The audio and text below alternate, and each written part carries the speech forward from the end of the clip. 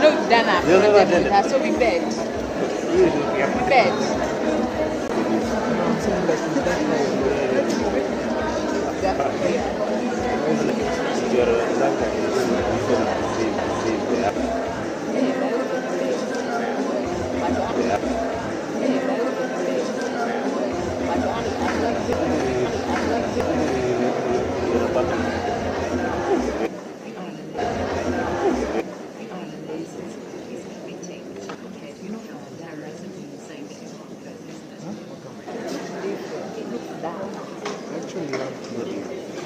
Maybe you were there. Really? Nobody. Are you going to support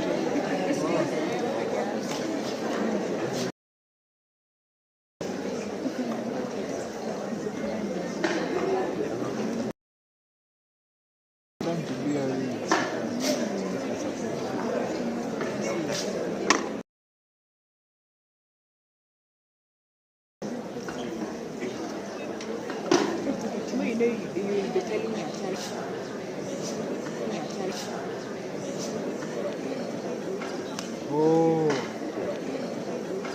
Oh, that one was in a brown group. Does it allow? That one was in a brown group. Does it allow So I see your chat. Yeah. I am here to know.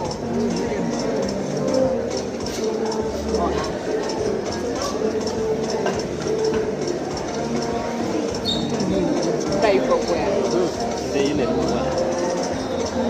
What are you from where? Are you from where? Oh, you. Yeah, it's like. Hey! Yeah, fine.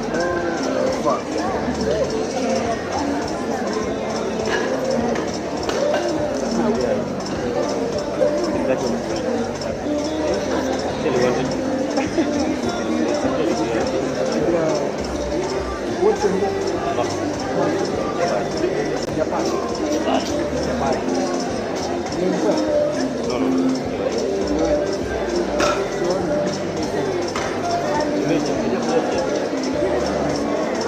Hey, these are photos.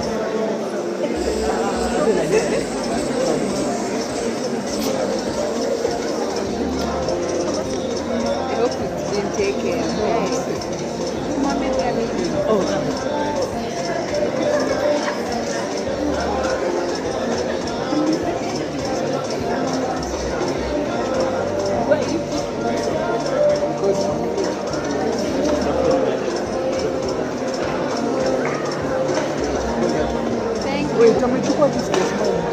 Si ndio tumeshinda nikiwaambia nyamsi. That's what you guys people don't deserve that. Nawaambia photo. Nyinyi mnaendelea na story. But most of this you are smiling when talking. So yako ndio itatokea vibaya. Hey. So maybe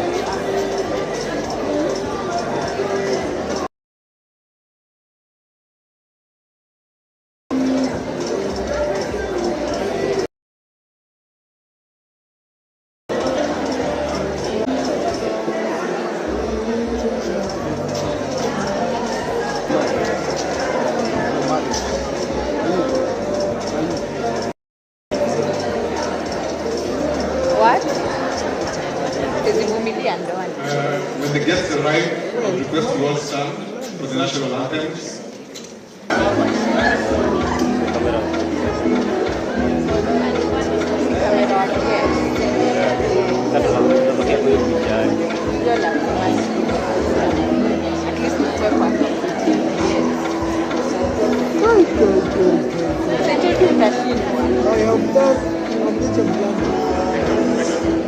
for not smiling, Mama is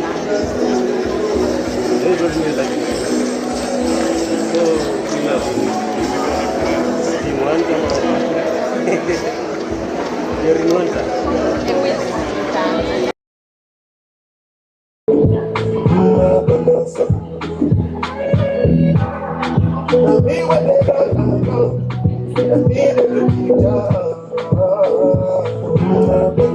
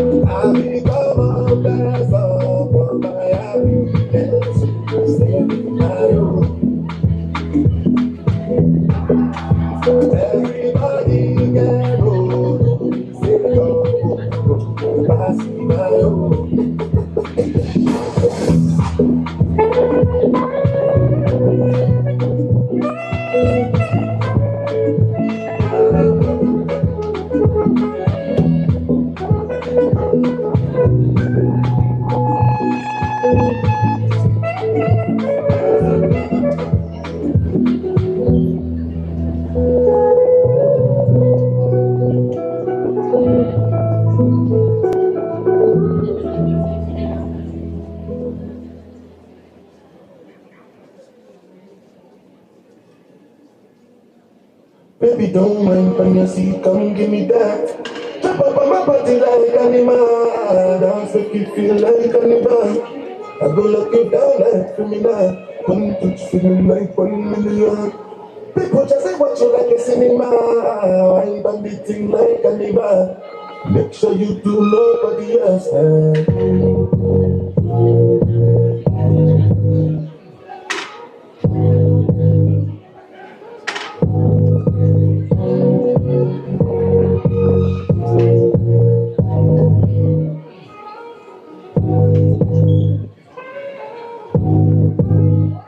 Baby, don't mind when you see, come give me that. Jump up on my body like animal. Dance make you feel like animal.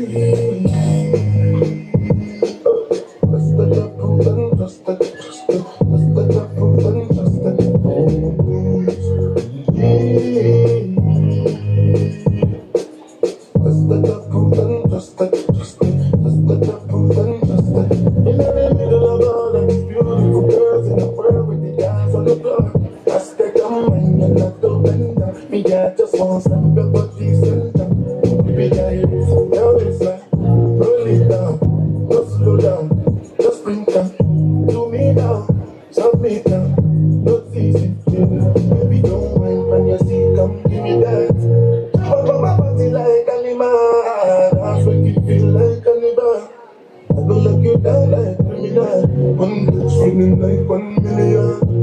People just say what you like a cinema. Wine bandit like animal. Make sure you do nobody else.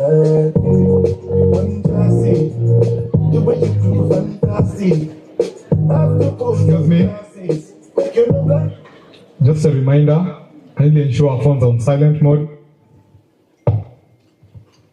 The bathrooms can use the back door. Please let's avoid passing in front here when the session is going on. Thank you.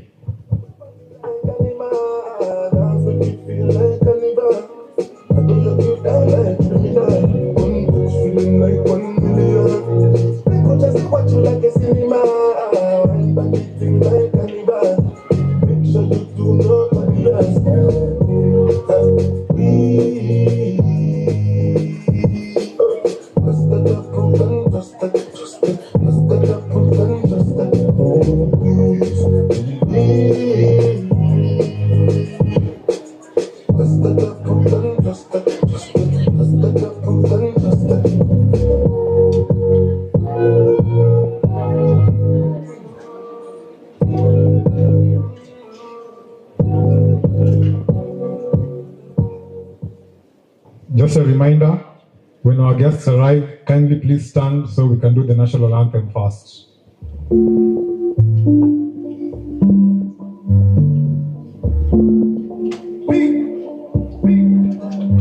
They tell me this, they tell me that, they say no this, say she has bad. Anytime I can, I knock it out, no rubber band, no baba. Every time I put down, she show me that. I know put down, she got my back. I tell you, I'm happy that I know you. Say everything I do is for my woman. Anything I do, you talk about you. Me, I know this, me, I know that care for my people. Loving you, my forget that we should not stay. You give me love, so romantic. All of the moon, you like this. Put it on, not stop me. Get it up from the floor. Get it like you might slow. See me and I'm up slow. You know they like you not so. Say anything I do is for my woman. Anything I do when you talk, I go do. Me and the and I got care for my pictures. Loving you, my me under the summer. I'm a busy, me I can be. You girls on my body. Okay, for my body. Oh, all of a sudden, she said, me I can be. You girls on my body. Okay, for my body. Say anything I do is for my woman. Anything I do, you talk, I go do. Me and the best friend, I got care for my baby. Loving you, like my drive. Only go cry, go cry, we don't want to be friends. All time, only go cry, go cry, it's my baby. I keep my one and it's not you. All time, we go.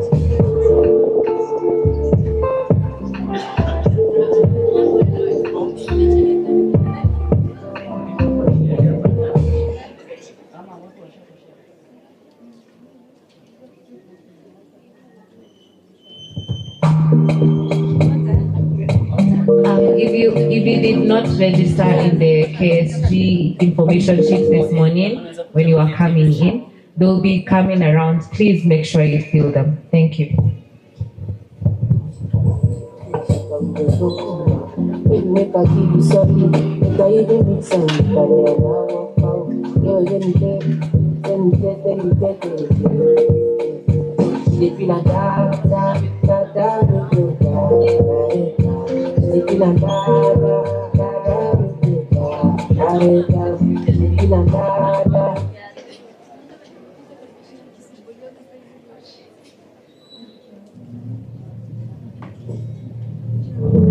I wanna be in your life until the night is over.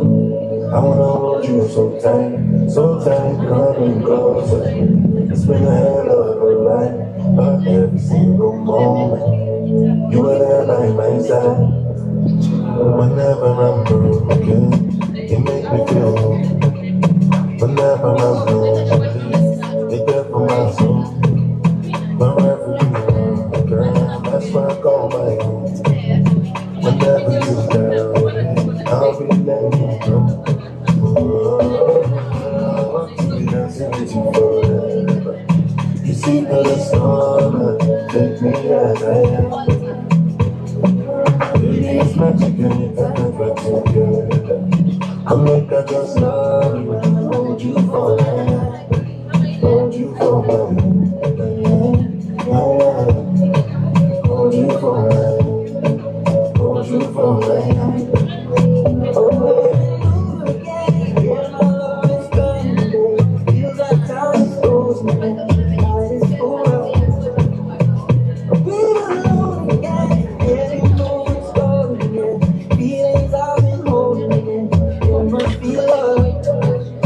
Whenever I'm broken, you make me feel home. Whenever I'm lonely, you're there for my soul.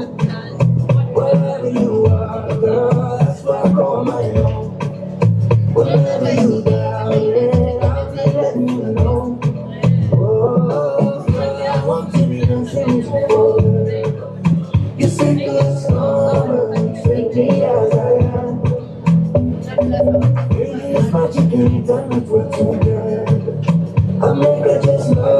hold you for my hand, hold you for my hand, hold you for my hand, hold you for my hand, hold you for my hand.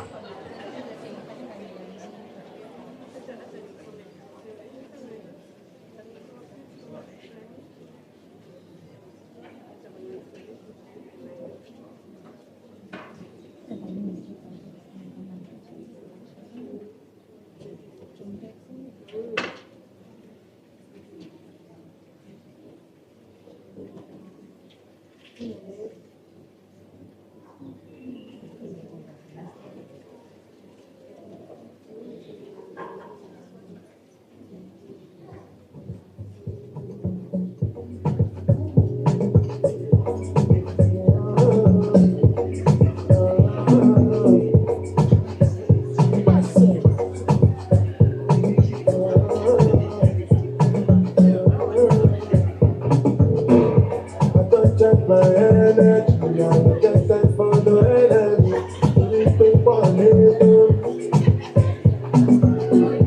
Nothing with Bessie never see, nothing with Bessie never see. Forget it, I say fashion. Only soon expected, but I will buy the agent. I think I could make a see. Let me just take it. I'm in the Sunday, yes, sir. And I need a day as I yes, sir. Respect is a simple thing, even though I know it's special. We no one does hurt you. We look the body, body. I can't something, I can't something. Go back, I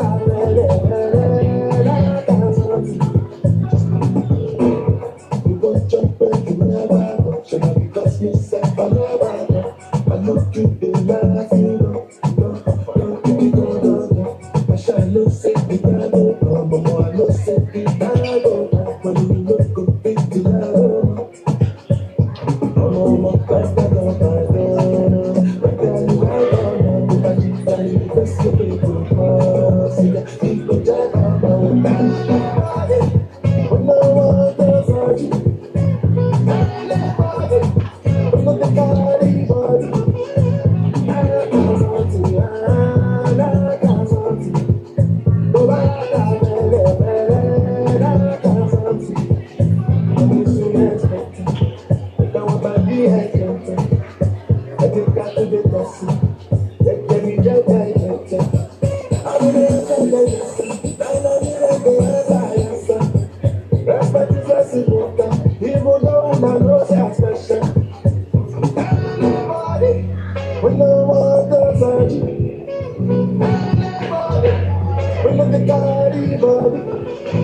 I got something, I got something. Go back, I got something.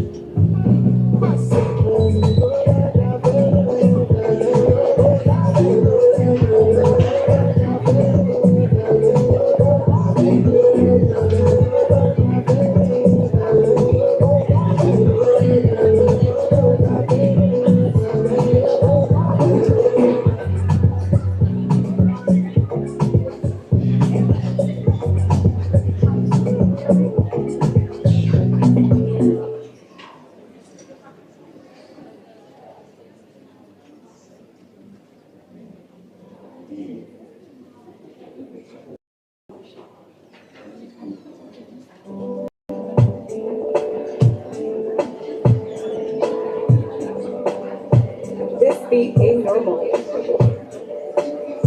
When I call you, no answer. I said we can call you some more. You ain't give me no choice, so ready to not go happy up at the more. Then you had no time dress on. So you last night like a clown. Even though I have a dark shade on, I was looking at you all night long. Down in the middle of the street. How did I ever let you be? Oh no, why did I do this endlessly? Yeah, I don't know what I'm about me. And I just want to make come back. Don't want to do what you can go back. No, but I can go back. And I don't know what I'm about me. I should you see me, so I know back when I said, God, you come back to you. You go take my time.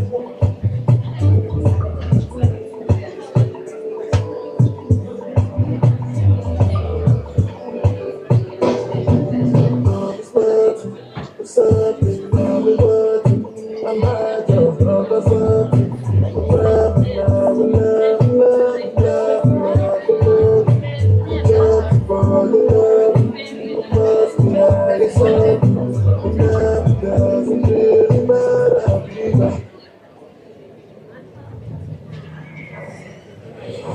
Love is a million. Why did I ever let you be? Why did I do this fantasy? And I don't know what I'm about. And I just want to be come back. Know what you do to just go back. Excuse me. Excuse me. Our guest will be arriving in the next 2 minutes. Please, let's be ready.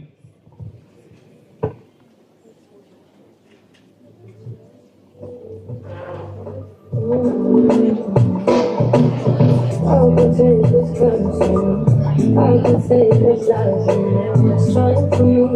Play with you, say when you're down to me. I'm through. Every little separate, so you get out of your own heart. Should we kind of keep it close but we still apart? It's easy to maybe think it just to lift myself up for what I kind of should be. But I'm in the middle of this shit. I get the evidence. Oh no, why did I do this energy? I don't know what I'm about. Know what to do to go back to you. And I don't know what I'm about you. Kindly, let's be standing.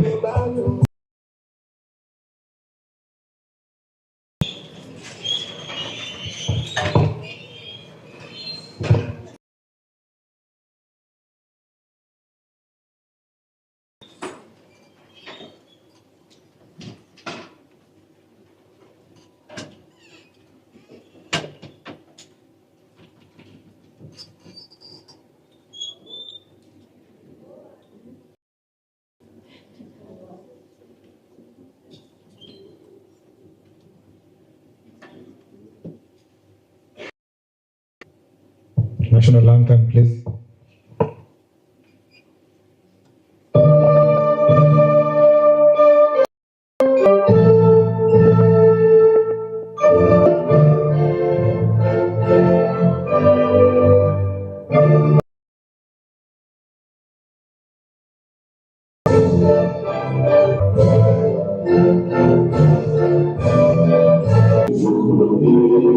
Afrika Mashariki tuwezeshe kuishi kwa amani zetu ili tumutumikie yetu.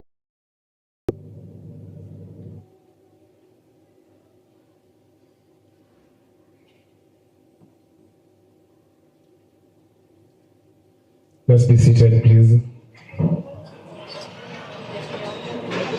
Sorry, pardon. Mr. Said Omar, Staff Secretary, will give us a prayer. Good morning.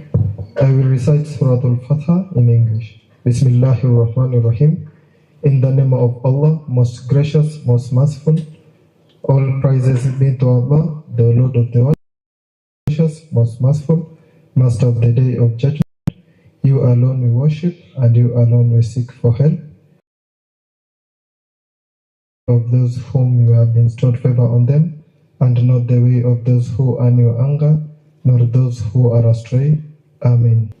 Dr. Corinne Singoi, Principal Secretary, State Department for Kenya and Somalia. Dignitaries, good morning. I wish to invite you to the My name is Otundo Stephen Otundo, Secretary for Ministry of Foreign Affairs and State Department for the Foreign Affairs. And for this session, I'm the co-chair for the third secretaries. It is a distinct pleasure to stand in front of you today. Without fail, let me first introduce Ambassador Arnold Square to the stage to give his remarks.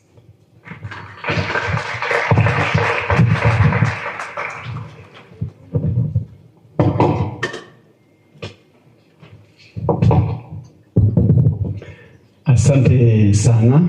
Mheshimiwa Katibu Mkuu, Wizara ya Mambo ya Nje, rafiki yangu Dr. Singoi, viongozi wote, mabibi na mabwana, wanafunzi wote, hamjamboni.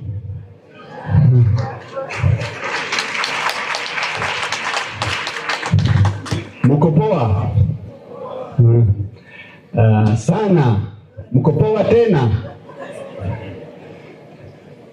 Jambo la kwanza nikipenda kusema nimefurahi sana kwa kukuja hapa Kenyan School of Governance kwa mkutano muhimu sana. Mkutano ni muhimu kwa sababu lazima wanasiasa, wanadiplomasia, wanakubwa wanamasikiza sauti ya vijana. Sauti ya vijana ni nini? Sauti ya mustakabali.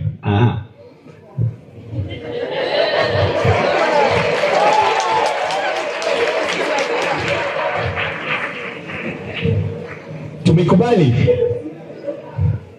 Sawa. Tuendelee au tusiendelee? Tuendelee.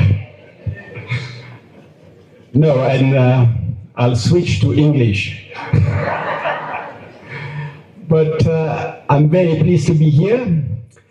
And what I said in Kiswahili, I mean it also in English. I came with my daughter Juliet, and Juliet is also part of the Model of the United Nations in her school. She won an award, and I said, if I cannot convince my daughter of what we're doing, I am failing. So she's my true advisor today.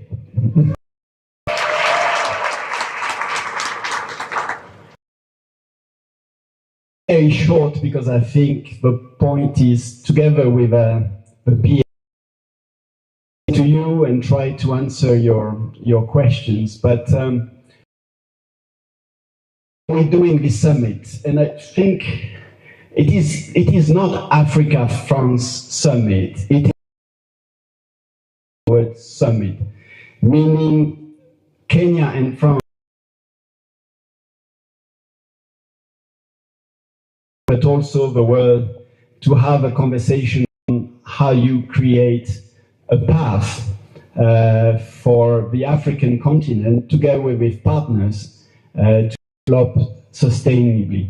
And let me say, maybe before we get into the details, but it has been, and it is still, a very trying experience. Why? Because I think we, as French, have learned to take some of the philosophy in the way we conduct our business. Usually you say, when you want to go fast, you go alone. When you want to go long, you go together. And that's exactly what we're doing together with our Kenyan friends in trying to create a path for Africa to have a conversation about partnership. So I must say, we are integrate the Ubuntu philosophy into what we're doing, you know. I am because you are. And I think that's a little bit, I think, the spirit of this Africa Forward Summit. And I want to commend and appreciate the role that our Kenyan friends and partners have been doing. We couldn't do it without Kenya, and we couldn't do it with the friendship of Kenya. Partnership needs to be nurtured. We realize with Kenya, we have values and common ideas. I think one is the respect for the multilateral order, or the rule-based order we were discussing a little bit before. And I think it's partly relevant for you who are in the model of the United Nations, because as patriotism, and it is fair to criticize, and it is fair to advocate for reform. It is also very dangerous to have a world with no law and order, because we know what it is. And so I think France and Kenya see eye to eye on the need to make it more fair, to make it more just, to listen more to the voice of Africa. And so the summit we are together will have, how you say, an extension. Because what we're going to decide and conclude in Nairobi in May will be brought up to the G7 summit a little bit later in Evian in France. And President Ruto has been invited to speak on behalf of the African continent during that summit. And so we, since the last couple of years, have worked together in matters of climate change, preserving biodiversity, or global health. And I think our leaders decide that we align on a number of issues, but it's incumbent on us to work more together. And it has been a very transformative journey, whereby, a country, we don't like to be called a country from the north. We like to be called France a balancing power. But our building bridges with an African country, a leader of the global south in matters of climate, in matters of reform of the international architecture. And so we're very happy. We're very happy also, and I will conclude on that we're not doing a very traditional heads of state and government conference. We have decided together that we need to bring the voice of the young people in this summit. So I think today we are part of the summit, by the way. So we will be listening to you, we'll try to answer, we'll try to incorporate whatever concerns, remarks, comments you'll be telling us. But even in the summit itself, we'll create space for the young people of France, of young people of Africa, the young people of Kenya. We'll be doing a youth event. We will host actually the first part of the summit in the University of Nairobi. We will have a sport engagement, and we will have a creative industry engagement. So as much as we need our leaders to guide us, we want to listen to the voice of 70% of the population of the African society. So with us very remarks, I'm truly delighted to be here in front of you, to listen to the PS and to try to answer your question. Merci beaucoup. Asante sana. Asante sana, Balozi. Now, today we're the KSG, and KSG is our host. And in most homes, the host must invite the guest. So I wish to invite Mr. Peter Quest to come on stage and invite our Principal Secretary. All right, good morning. My name is Peter Quest. On behalf of our Director General, Professor Noura Mohammed, who would have loved to be here but has called for official engagement, and he was with us the whole day yesterday. I want to appreciate and welcome all of us to Kenya School of Government. Bona PS, we want to appreciate your presence this morning, and we want to thank you so much for gracing and partnering to support these amazing young leaders. So just to make it short is that you're always welcome at Kenya School of Government, and we want to think about institutionalization of this program. We want to make sure that you feel at home at Kenya School of Government as your place of host, so that anytime you're holding high-level youth engagement, when appears, this becomes our home. So thank you so much, and welcome to Kenya School of Government. Asante sana.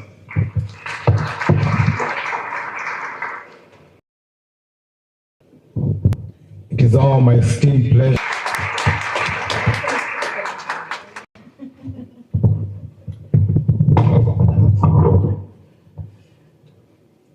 Ambassador Anosuge, and I think the name is not Sugwet, it's not Sugut.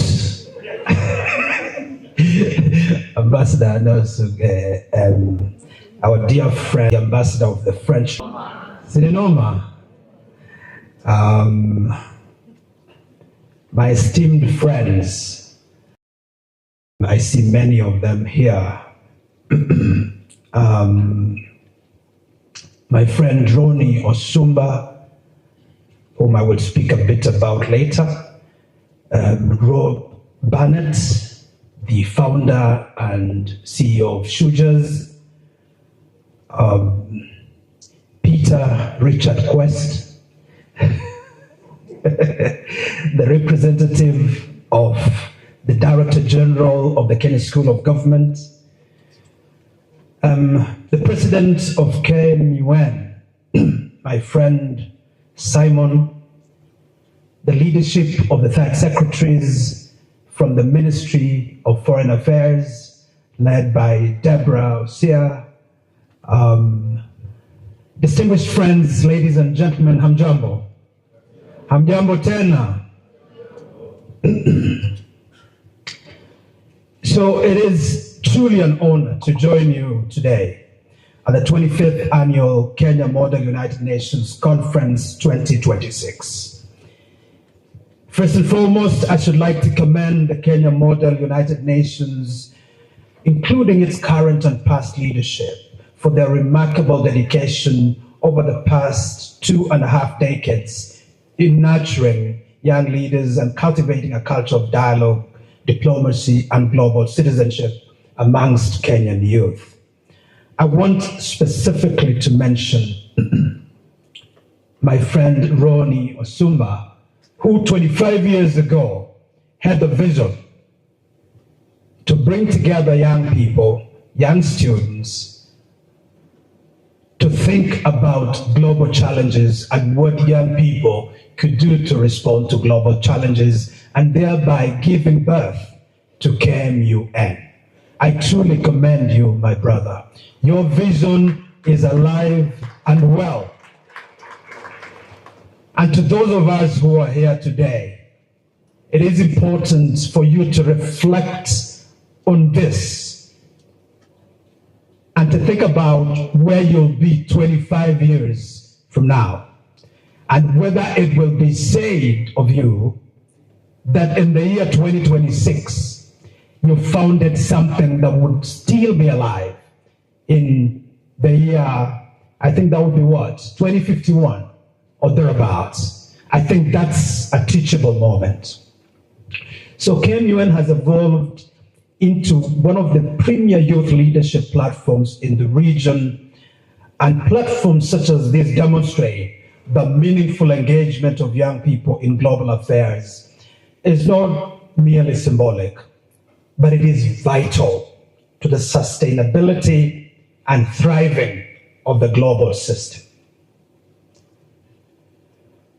Africa has the youngest population in the world today, with around 532 million young people aged between 15 and 35. And so when you say the Africa voice, you're talking about the young peoples of Africa voice. It's not the voice of the Wazee, it's the voice of the Vijana that represents the true voice of Africa. This demographic reality presents both responsibility and an extraordinary opportunity. Young people are the drivers of innovation, entrepreneurship, technological advancement, and social transformation. Their ideas, creativity, and energy are indispensable in addressing global challenges ranging from climate change to digital transformation and peace and security. The Ministry of Foreign and Diaspora Affairs has made a keen effort to broaden stakeholder engagement to include youth as critical actors in the implementation of Kenya's Foreign Policy 2024. Ask whether youth is a specific, but as a specific focus area of when you look across each of the digital diplomacy, global governance, peace and security that are germane to youth. And that's why a relationship with France, you will appreciate that speaks to the interests of young people, the interest of job creation. With France having well over 100, look at the development side of France, on youth issues that we are building. If you look at Italy, the work we are doing together in Malindi, in San Marco, through the cooperation between Kenya and Italy on space. I can go amongst others. When you look at When you look at state, a great deal of them are not just looking at semi-skilled labor, our economy. This is the long and the short. Over again. My brother Ambassador Ano has spoken a bit. About this. Best to the interests of Africa in the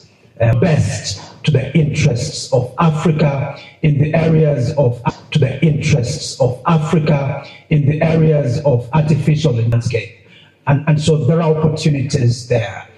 There are opportunities actually at the Vatican. This erosion of trust is something that we have seen over the last 20 years, but that without trust, you cannot have a cohesive. So at the Vatican begins in government, you see that loss of trust across. And this, ladies and gentlemen, is we want to argue that this is the time for us to have a conversation at the fabric of trust, so that we can, as you sit as KMUN and as you reflect towards the future, important for you, number one, to be aware. You must build a level of awareness yourself about who you are and what you can do today, tomorrow, and to develop an acute sense of awareness about partly your responsibility. I know that a lot of our experiences are engaging. I want to encourage you to deepen your sense of awareness. Your awareness, both spatially and temporally, in terms of time. What season are we in? These are critical things. And what is happening in other geographies. Having developed a certain level of awareness, we must develop agency. What can you do? Ronnie, 25 years ago, did something today responsible for why we are gathered, or is today convening us. What can you do? What can you do? What agency do you have? Because agency, my friends, is what the world is crying for. Agency is not categories of people. It's not for men alone. It's not for women alone. It's not for persons of my age alone. It is for all of us. There's something that children can do. There's something that young people can do. Not tomorrow, today. Okay? So that is my challenge. We must develop a sense of agency and urgency. Indeed, it was Theodore Roosevelt speaking in France in 1910. I think in the city of Sorbonne, when he gave his famous speech on the critic, where he argued that it's not really the critic that counts, not the man or woman who points out how the strong man has stumbled, or how dual deeds could have done them better. But he argues that the credit is to the man or woman on the arena, whose face is marred by dust and blood and sweat. That is the person who gets the credit, is the person who is able to exercise agency, who is at the or in the arena today, not tomorrow. And lastly, let me point to the need then for responsibility.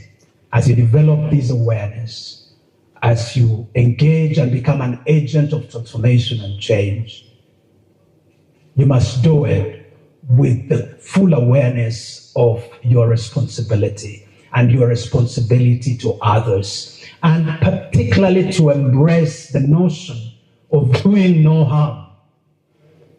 Because absent this understanding of responsibility, we become reckless and disorderly. States must become responsible. Even so, both the rich and the poor states, both the powerful and the weak states must become responsible. When we do not exercise responsibility with power or with the roles that we are playing, we become reckless and we invite disorder, which is the foundation for basically a breakdown of social order. And so I encourage us to also be responsible. On those many remarks, ladies and gentlemen, I want to thank you very much and to wish you such a great KMUN. My friend Peter Quest has said that we need to institutionalize this collaboration. I agree. The State Department for Foreign Affairs stands ready to encode our partnership, in an agreement, a partnership between KMUN, KSG, and the State Department, so that we can build a program beyond the conference, a program that is multi-yeared and is able then to respond to some of the aspirations of our young diplomats. Asanteni sana, and God bless you.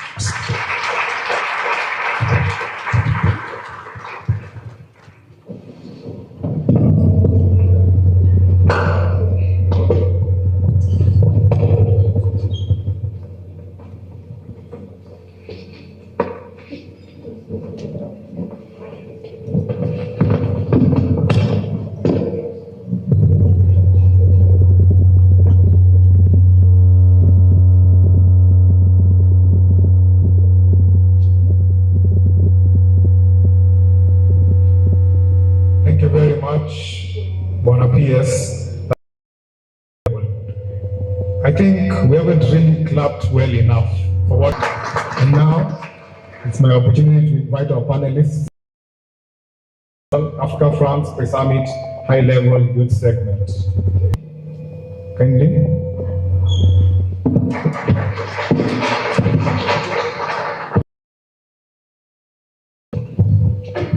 Good morning, everyone. So in order to have more engagement with the youth, we'll try and go through the panel discussion as quickly as possible, and then we'll have our question and answer session. So let me start. Thank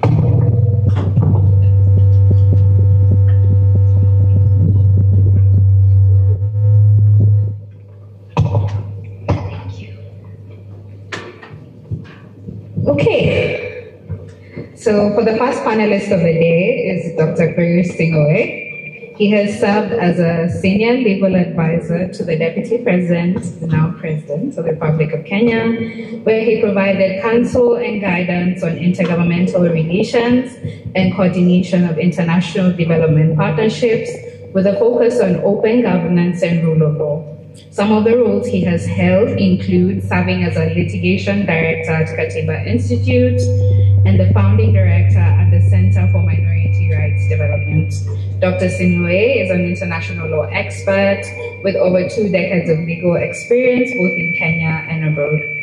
Fun fact about him is that we have noticed he has recently picked up the sport of fencing. So, Karibu, please to the panel. Yes, sir, this is the topic. Thank you. For the next one? Sorry, the next one. So, our next speaker, Ambassador Arnaud Souquet. His Excellency serves as the Ambassador of the French Republic to Kenya and Somalia and permanent representative to the UN. He has previously served as a political advisor to the European Union Special Representative for the Horn of Africa and been a deputy head of mission in Addis Ababa. He has over 25 years experience in public service. Fun fact about him, which we saw, is he's fluent in Kiswahili and Arabic as well. Karibu.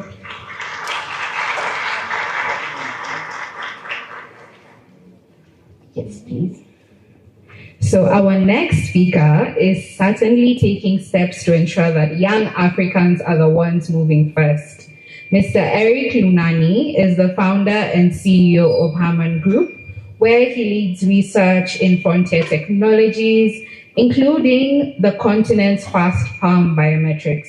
He works in partnership with the State Department for Foreign Affairs, leading the development of the Autonomous Advancement Initiative, a framework that embeds youth at the center of tech diplomacy and mobilizes the next generation to drive the future of AI and blockchain for critical sectors like education. Mr. Lunani, please. Right at the end. So next we have Miss Vicky Gadhoni. She's a final year psychology student at Kenyatta University and an active member of KMUN. She currently serves as the head of communications in the General Assembly Bureau and the executive and chief of staff at her university, where she supports the society at large. She's passionate about mental health advocacy and expanding youth participation in diplomacy and global governance. A fun fact about her is that she speaks Japanese fluently and considers herself a Japanese citizen at heart. Welcome, Vicky.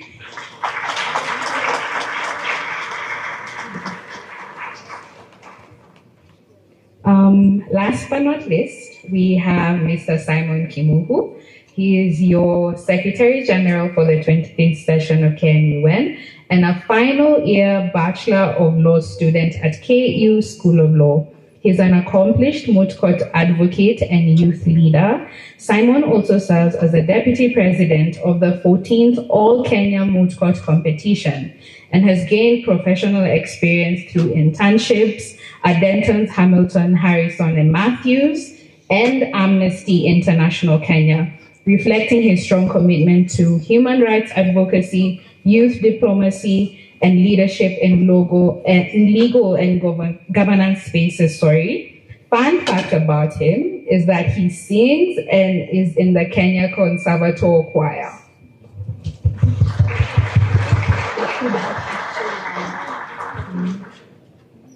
Yeah, maybe I can change the mic.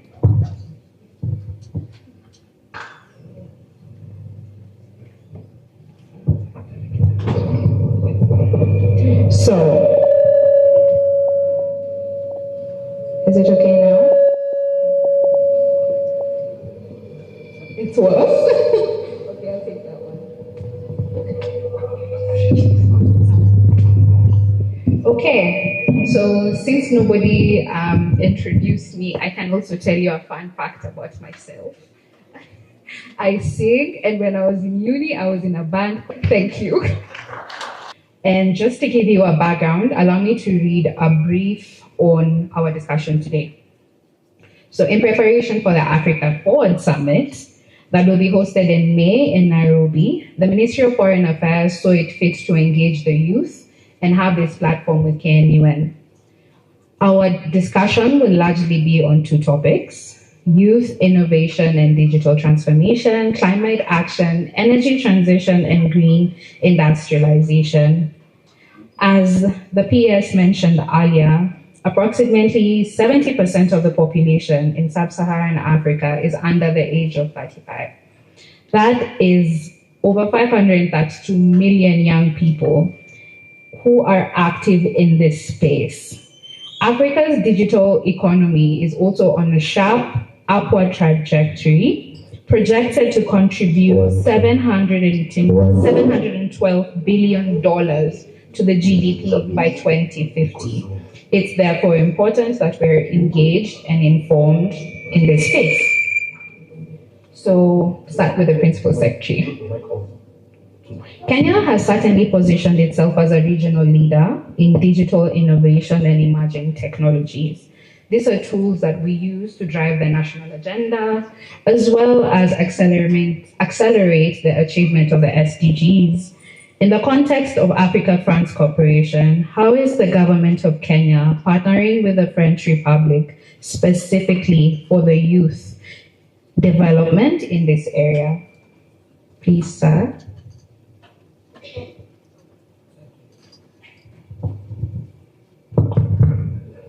Thank you very much, Deborah. I think first to underscore that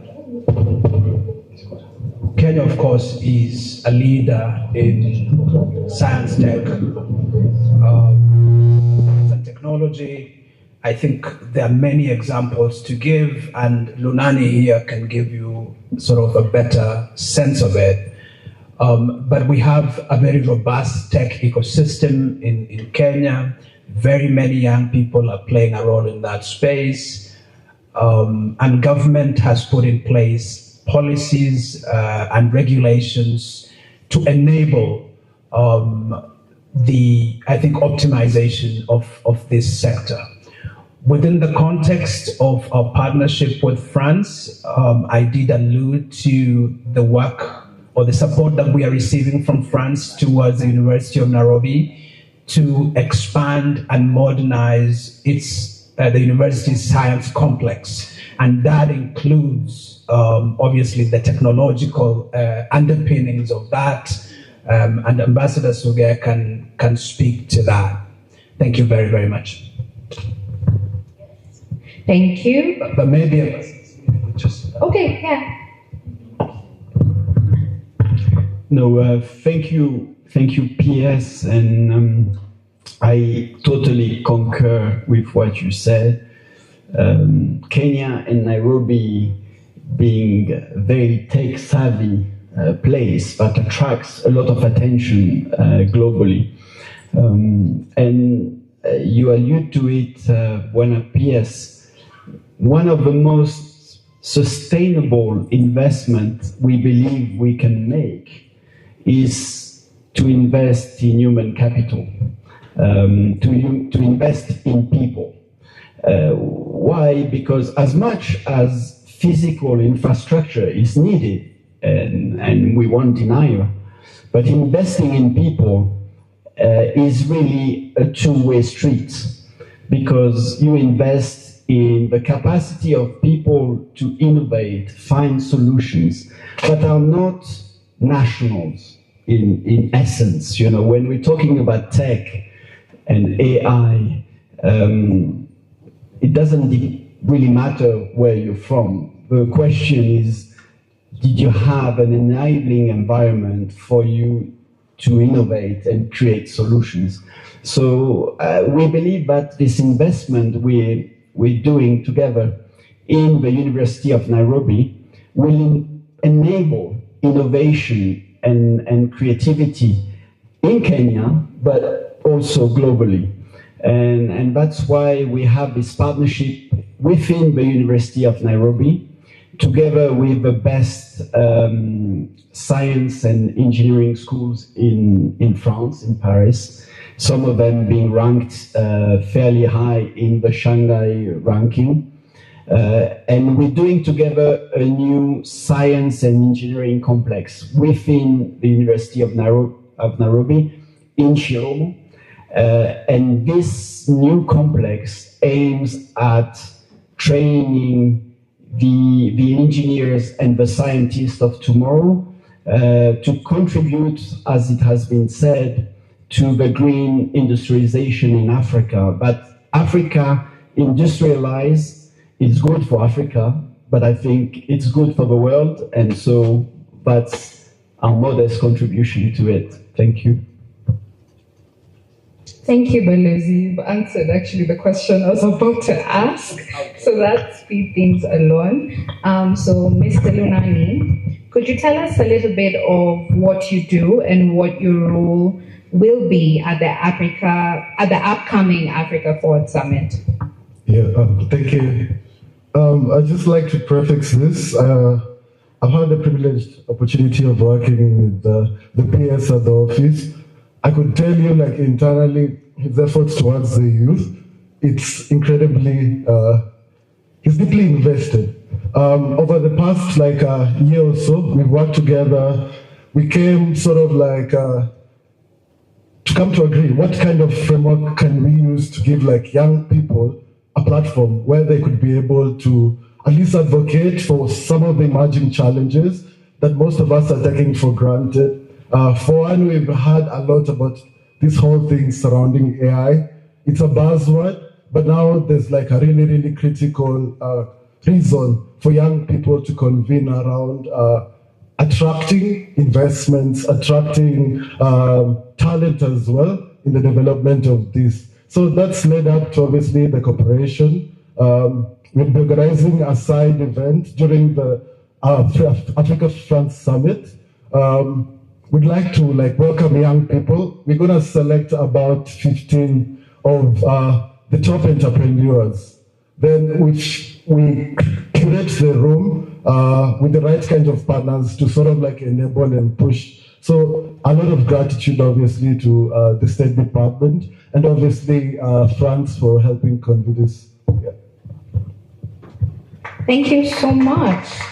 And if I could follow up with a question for you, what do you think is at stake if young Africans are excluded from shaping the technologies, the rules, and the infrastructure that will define their future? Okay. I think most of us, when we think of AI, we think of maybe ChatGPT, at sort of at the macro level. Some of us say, I'd rather you check out my gallery or my messages, but don't look at my ChatGPT history. So it just shows and speaks to how personal these technologies become, mostly because they don't show up as traditional tech, but these are things that talk to you, they complement you, they tap into sort of the emotional side of being human. But what we don't realize, these are decision engines. They're offering suggestions.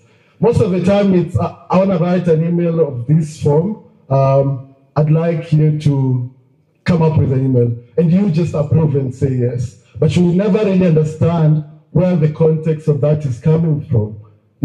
So it's a suggestion that you accepted. There's a sovereignty crisis, and it's going to shape microeconomics. Whether we are going to ask, where would I like to invest? You're going to ask the system. Meaning it's fully capable of controlling the capital in a nation if it's widely used by the population, which obviously calls that we need to be able to come to a point where we develop local capacity. Africa today, Mr. Ambassador, has 0 models globally. And we receive 3% of global AI investments, which largely speaks to the kind of crisis we are headed for. And it's one of sovereignty, one that I believe it has very few freedom fighters. So that's what I hope to be able to cooperate with the Principal Secretary for him to enable these kinds of platforms where we could welcome you guys to be able to, really push this forward. Thank you. Yes, go ahead. I thought that's such an important question because we are dealing with an innovation that is moving very rapidly ahead of regulation.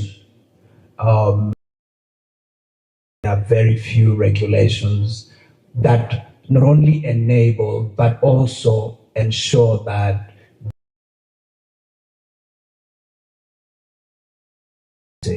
at the global level it's even worse because these innovations are not being is designed for states.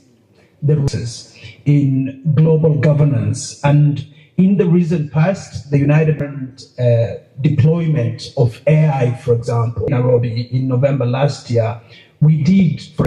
And so there are many showcases or use cases. Thank you so much. I think it's inviting us to think about AI more broadly, Ms. Vicky. From your lived experience as a university student, and do you think the government or governments in general can give that would make the difference? That question, Deborah. I'm sure, as we've had going on between the Kenyan and French governments, youth, and the new ideas that they have. So among the ideas that I have loved being mentioned is the establishment, the kind of like expansion of the science complex at the UON.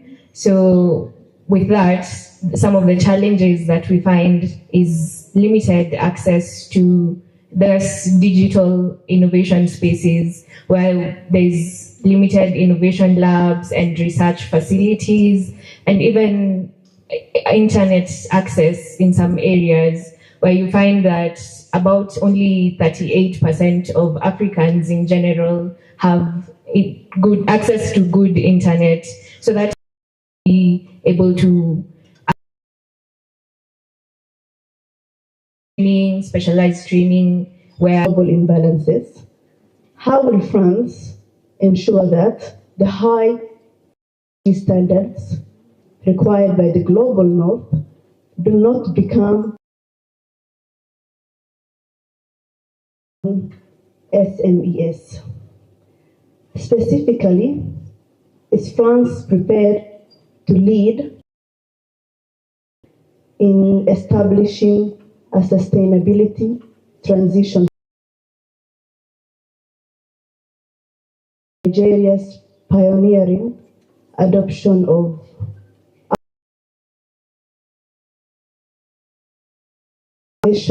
Nigeria to Security Council. Thank you so much.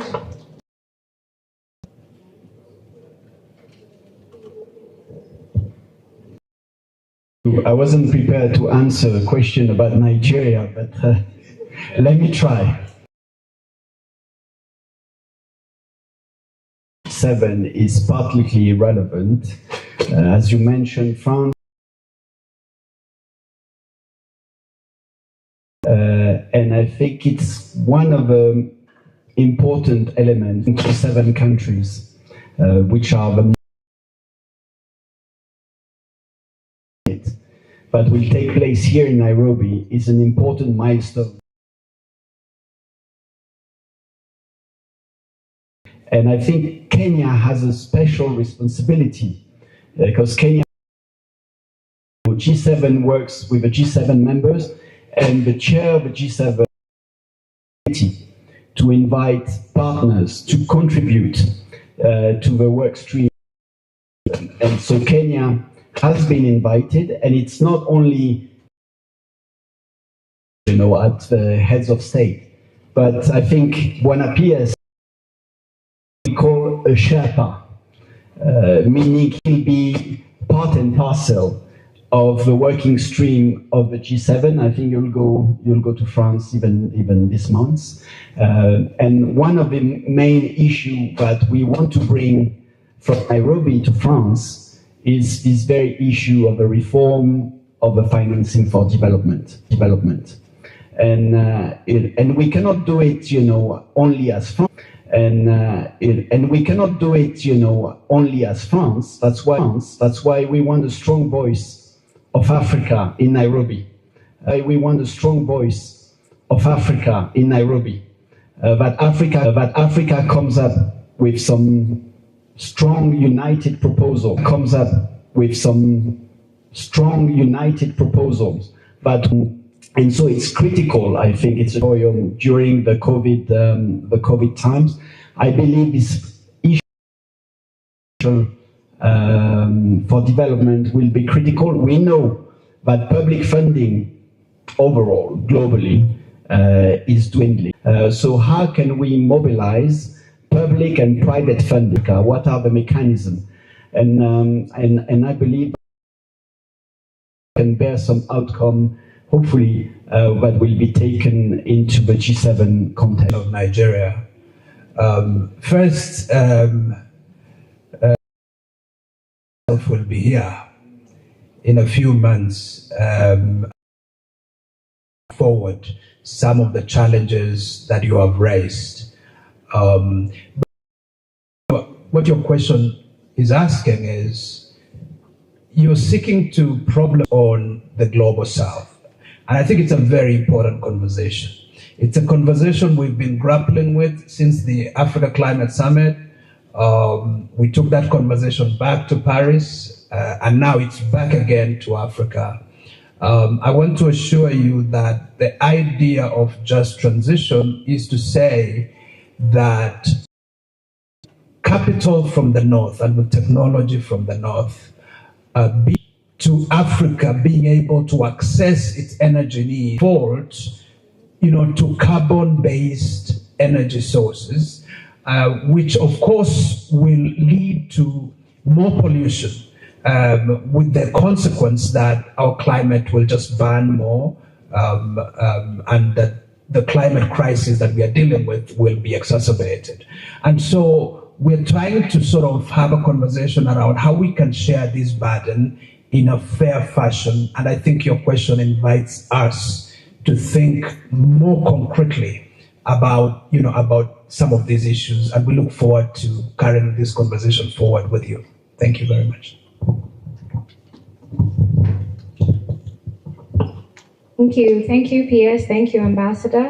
I had seen a hand from a gentleman there. A gentleman first, the boy child after the girl child.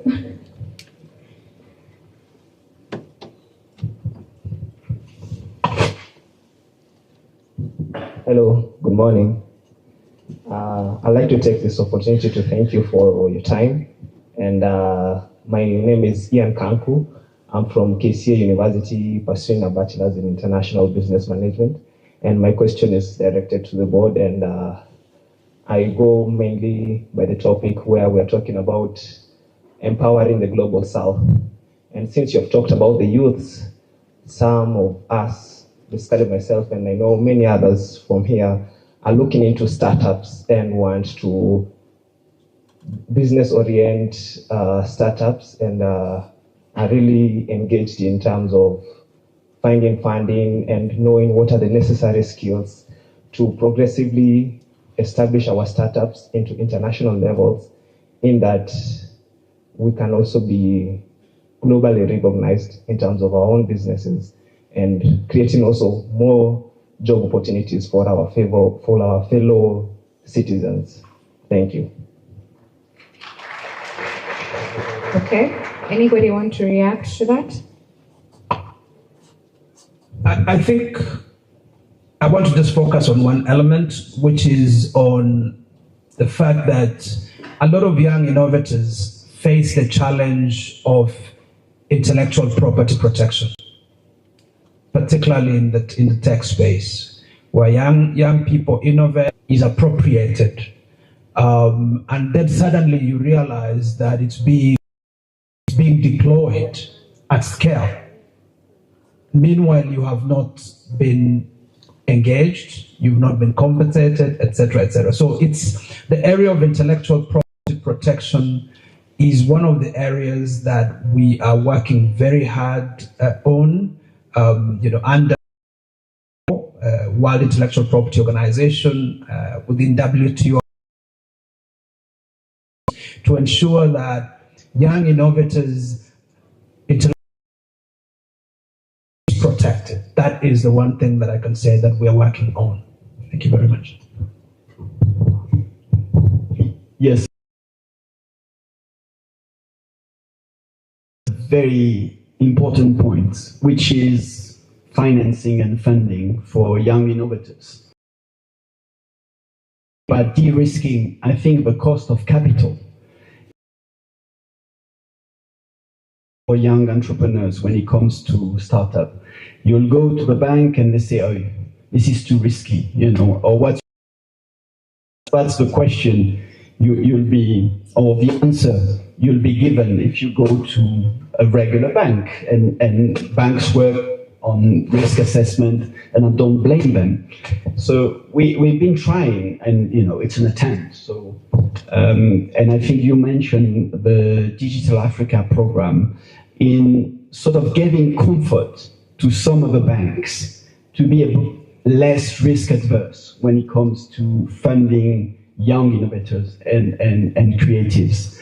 Because you cannot, and I think you've done it also on your side, I think the Hustler Fund was also an attempt in that regard, just to compensate, the first losses. Because there will be innovation, it's not any innovation will thrive.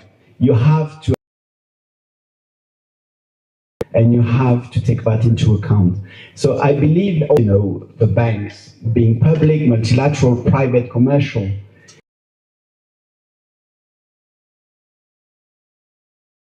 just, convincing them what are the mechanisms we can put in place to fund startup like yours, but you don't go to a bank and say, no, bring your collateral, or this is too risky. So I think that's an important conversation we'll be having. Okay, thank you so much. We'll be looking forward to it. There was one lady who raised her hand very high. I think that can be, yes, you. That can be our second last question, because there's something I would like us to wrap up before we wrap up the session. Okay, good morning, everyone. My name is Kayla Sifa, and interestingly, I am the delegation of France for the EcoStock committee, thus I had to channel my question today. So as an entrepreneur and the Kenyan team lead for an international organization, I have seen Africans gain so many opportunities. But then how else can we position ourselves to be influencers? We get so many opportunities from the global north, but most of the times we barely make it to global conversations. So how can we as the youth better position ourselves for global conversations, policy making, and systems change? Thank you. Thank you so much.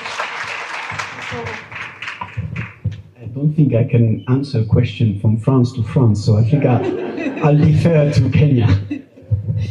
Well, thank you very much. Again, a very valid question. I think first is to acknowledge that global conversations are actually happening here. You no longer need to go out there to have the global conversation.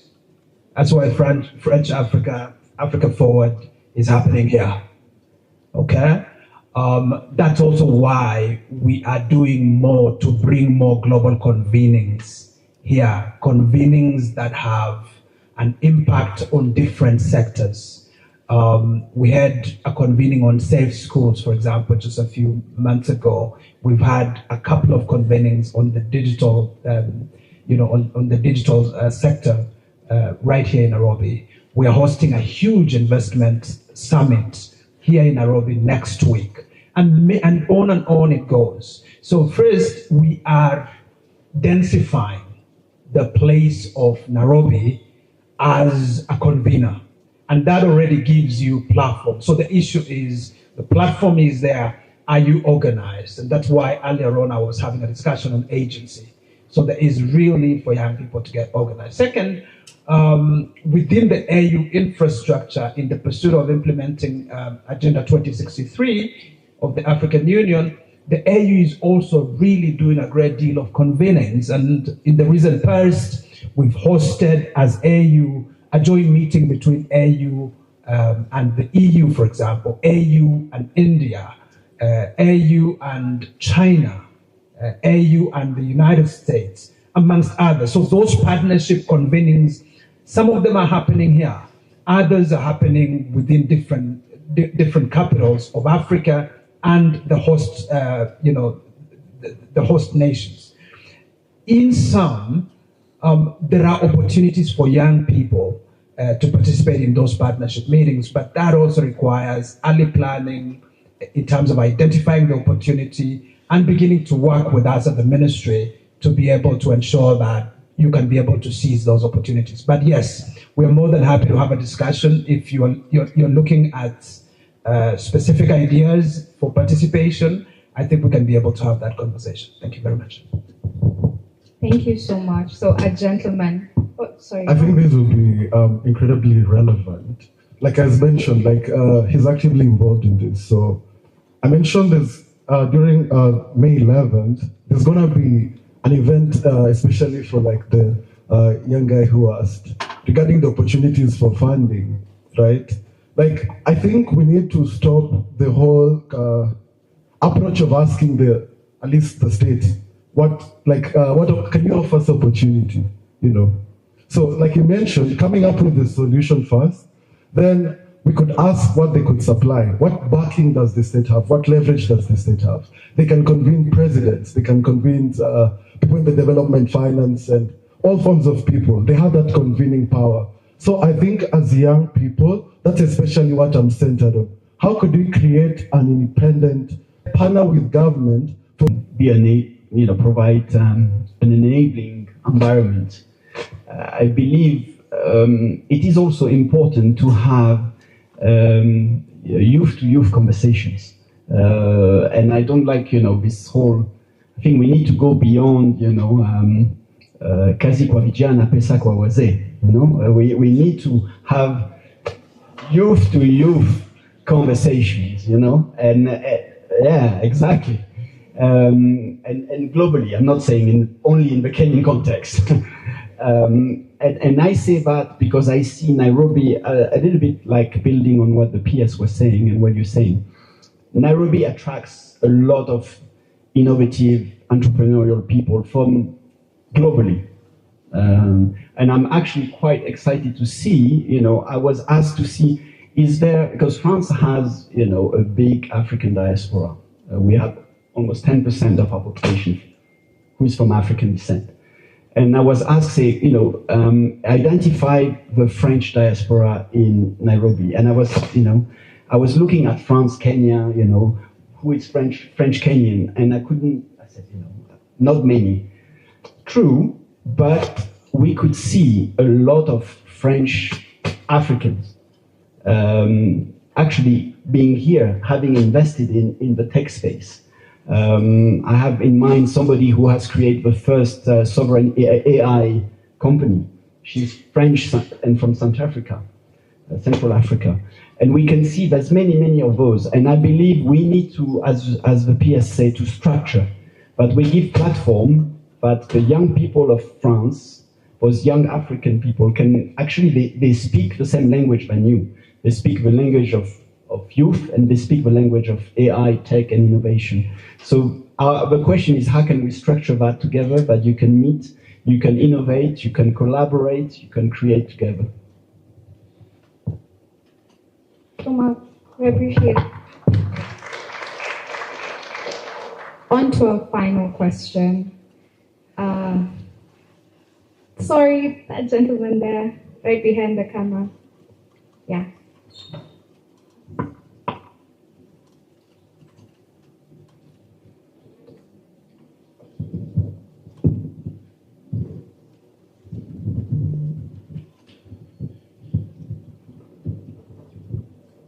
Distinguished guests and my fellow members of KMUN, good morning.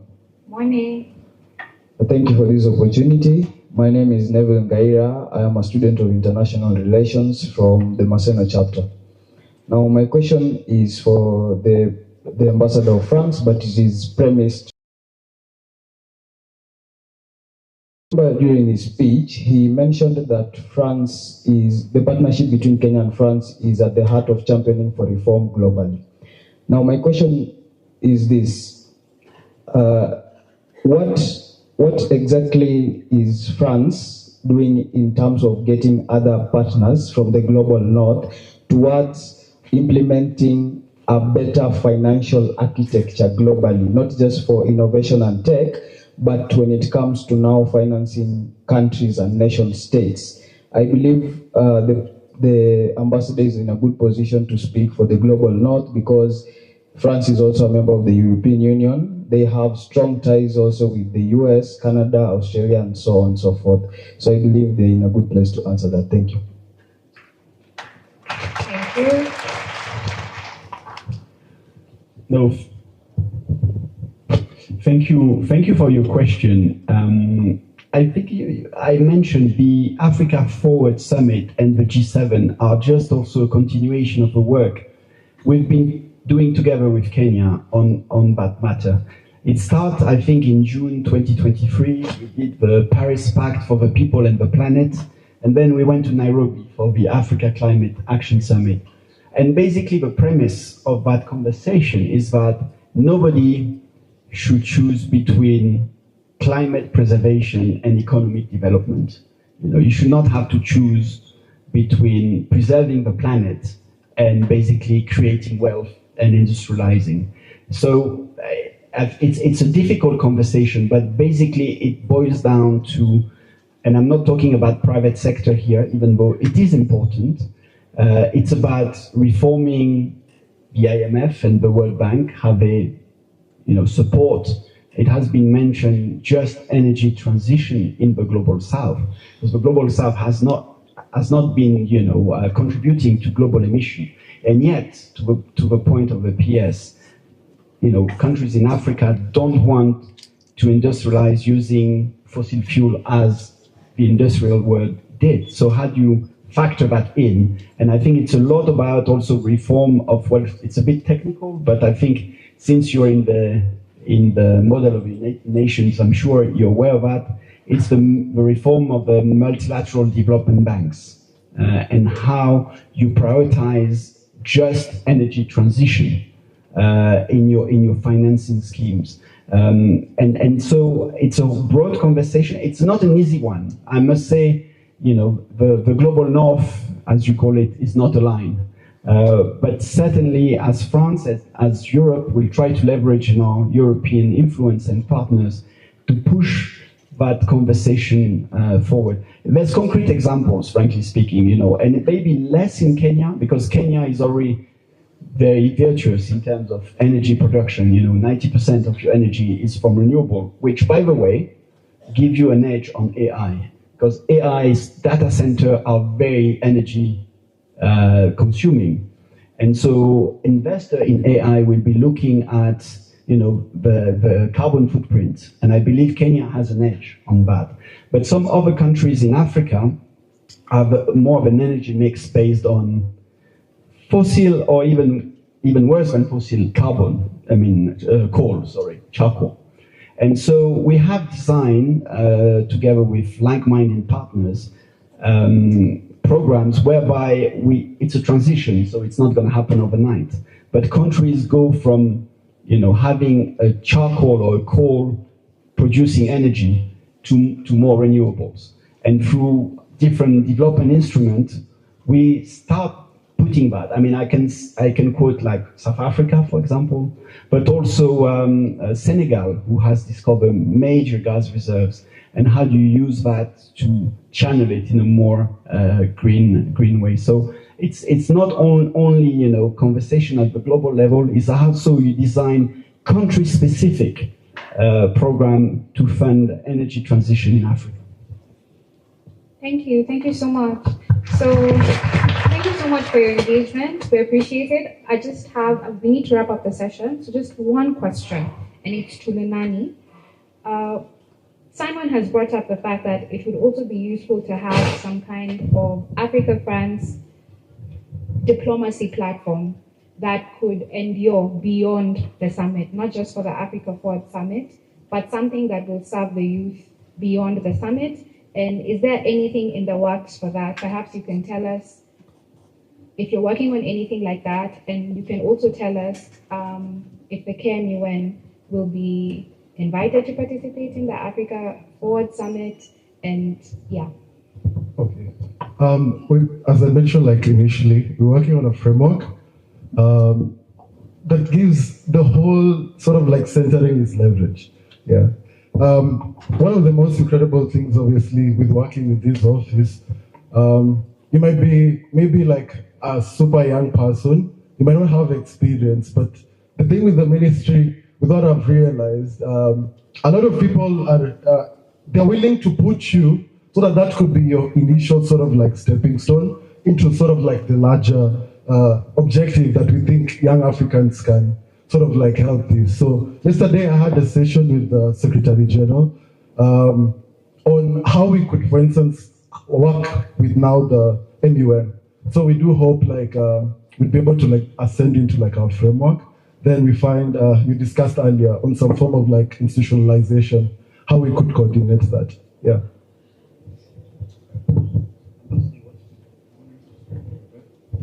No, if we're sort of wrapping up, let me say first, thank you for all the very pertinent and sometimes uncomfortable questions, but I think that's why we are here. I think it's been truly enlightening. I think we will reflect also because, you know, as much, I think we're doing the same, our leaders will be doing the same thing in a couple of weeks as well. So it's interesting to see the mood, and I think we'll report that to our principals. I think about structuring how I mean, MUN are represented in the summit. I think we need to have a conversation with the PS. I'm personally very, very open. I think we should find a way to have some of you being present. And we can do it through the youth event where President Ruto, President Macron would be on stage. Obviously, it's a Pan-African event, so we need to give space also for other young people from Africa, but you know, we're in Kenya, so we need to hear also the Kenyan voice. So we'll be working and we're discussing with the PS how we will structure that. I think there's also a side event, and I'm going to ask my team to be in touch also with your team PS. There's a social and innovative camp that our main development agency is putting up during the summit, that I think could be also a platform for some of you guys to come and interact with other young people of Africa and France. And so I believe we need to find pathways for some of you to be part of the summit, and when appears to Kotiari, we can have this conversation and see how we do it. Wow, thank you so much. Maybe just to finalize the discussion on behalf of KMUN, on what Erica said, I'm still pushing on the hub actually very much, because it's going to open us to a lot of strategic partnerships, a lot of engagement with strategic partners, is to now open ourselves to more global minds we have as part of KMUN. It can really enhance this and open the youth more in terms of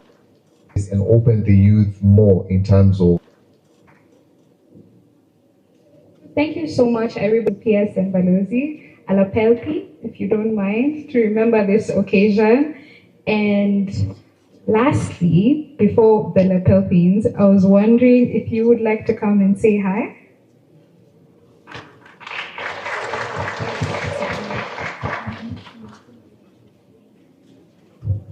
Hi, thank you so much for letting me speak. I participated this year and last year in the first MS KMUN and in the 32nd MSMUN. It's also such an experience to participate in these events, and so exciting to see these pertinent questions for my father and many other political figures. And thank you so much for giving me this opportunity to speak. Thank you. Thank you so much and congratulations. So if you would actually come back, sorry, we have a lapel pin for you too, so please. You're welcome.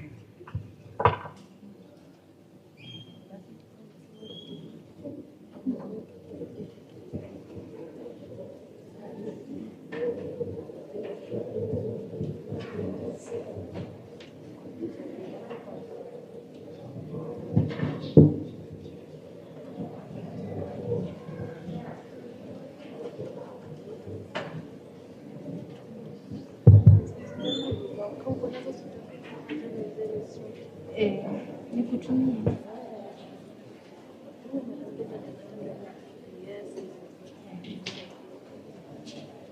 Yangu tu nikiona tu ya kujaza katika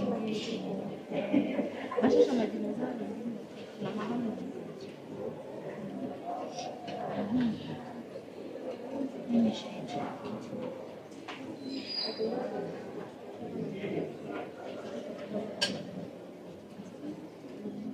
We also have some small gifts.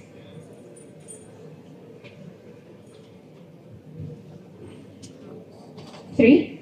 Yeah, for all of us. One more.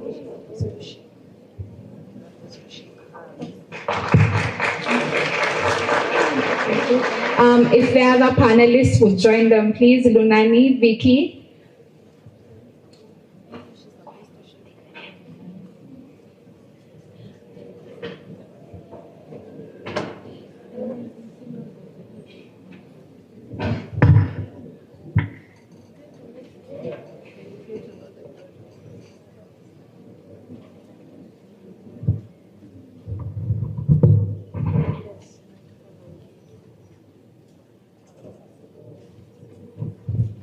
Okay, thank you so much. That marks the end of our panel. So if you take your seats, we're going to have a very brief, energizing interlude, and then we'll continue.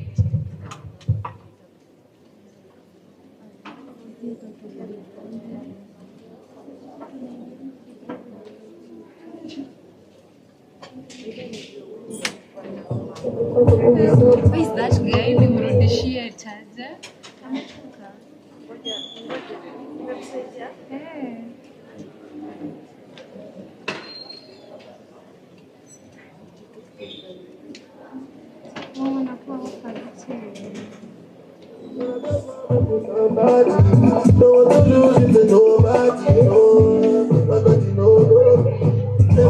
Kindly settle down. We're going to have one last session with the PS because he has to leave. Go ahead. Bring you around, if I told the gang, I'll bring you around. If I go to the bar, I'll bring you around. Which one? You know, let the things you around. You're a real good girl, so I'm bringing you down. But come to the bed, I'll bring you around. These guys can't make songs for y'all, them trust me. This how the single shit down. For anyone that's bringing you down, sweetheart, you're doing the thing right now.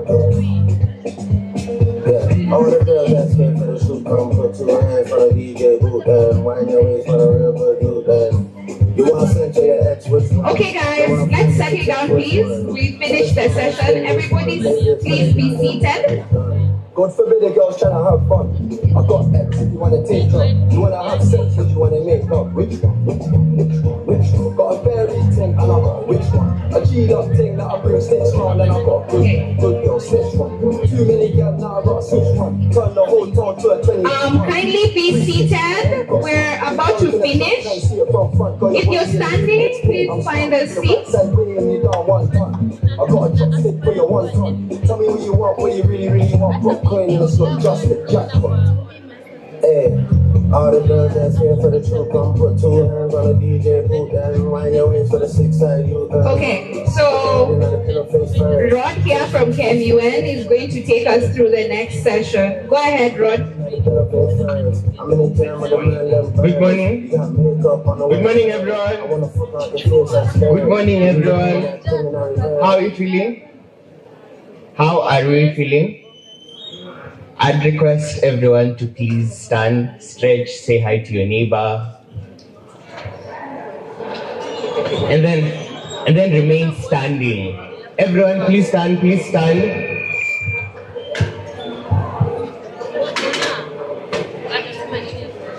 Okay, so in the spirit of being Gen Z and being a TikTok-holic, I want us to do one small TikTok together. DJ?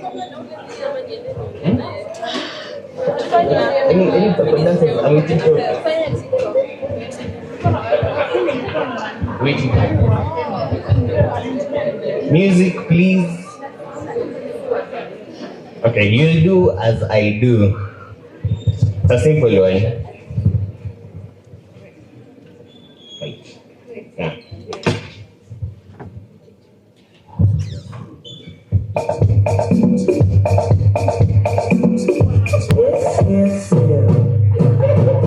All the girls that's here for the truth, don't put both hands on the DJ booth. Mind your waist to the big man sound, and I get too stiff cause I take you around good hard. Baby, the fuck you got make you feel so sweet, wanna spin you around. If I pull it again, I bring you around. One more time.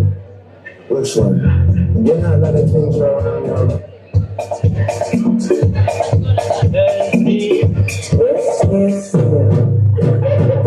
All the girls that's here for the truth, come put both hands on the DJ booth. Mind your waist to the big man sound, and I get too stiff cause I taste you around good hard. Baby, the fuck you got make you feel so sweet, wanna spin you around. If I pull it again, I bring you around. Okay, now you want to record.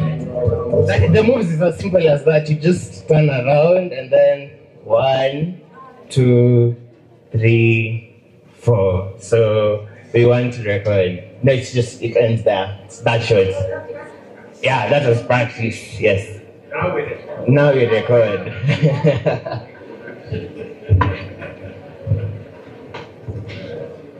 DJ.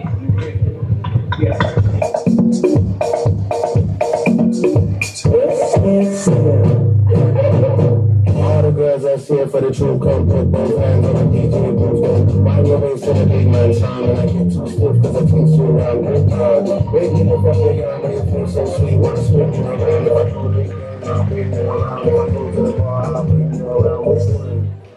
Which one? Okay, thank you so much. PS Ambassador Simon, please let's walk them out as we prepare for our second panel. Please don't leave for the students. It's going to be very enticing, very brief, but for all of us to participate.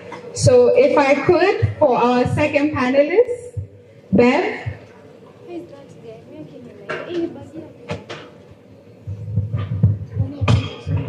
You can have a seat, sorry, just 1 second.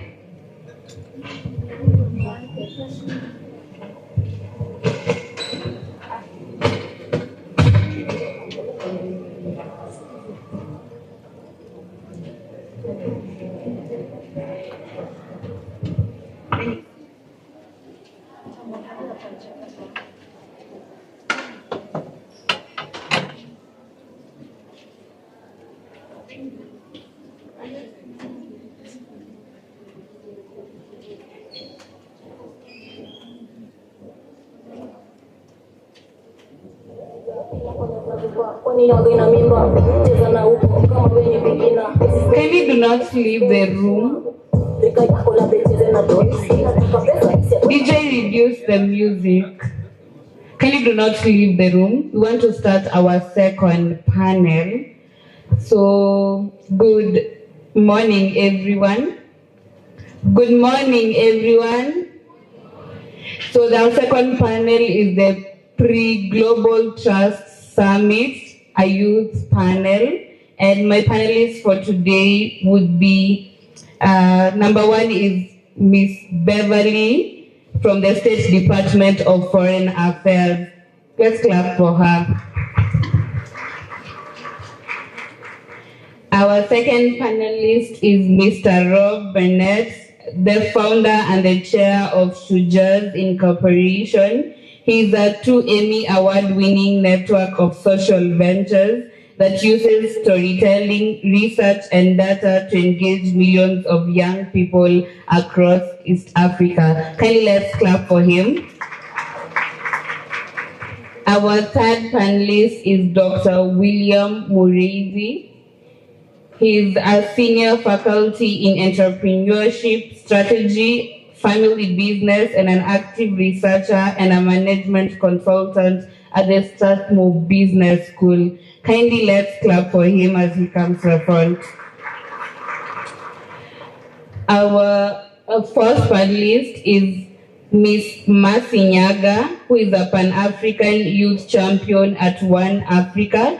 She's passionate about youth development and leadership, which she actively promotes through advocacy and youth representation. Kindly let's clap for her as she comes to the front. I'm not feeling the bigger clap. Our fifth panelist, she's coming. Our fifth panelist is Miss Brittany Vusha, a delegate of the Kenya Model United Nations, one of our very own, and she happens to work with Amnesty International Kenya. Kindly clap for her as she comes. And our last panelist is Ms. Makena Murioki, a third secretary, State Department of Foreign Affairs. And Ms. Makena Murioki is currently serving under the Office of the Special Envoy for the African Union Institutional Reform. Kindly let's clap for her as she comes to the front. Deputy Secretary. Advocate at the Kenya School of Law.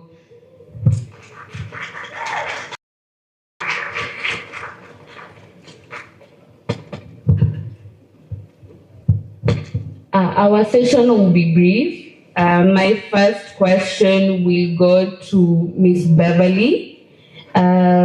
Seeing that the Ministry of the Foreign Affairs is hosting the Global Trust Summit this year in August in collaboration with Strasbourg University, how can youth-led platforms such as the Kenya Model United Nations and the Global Trust Summit take part in shaping the next generation of ethical leaders, and how best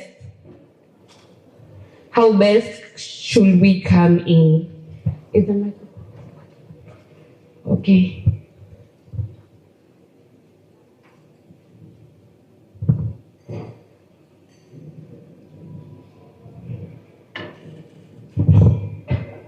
Okay, thank you so much, Abigail, for those questions.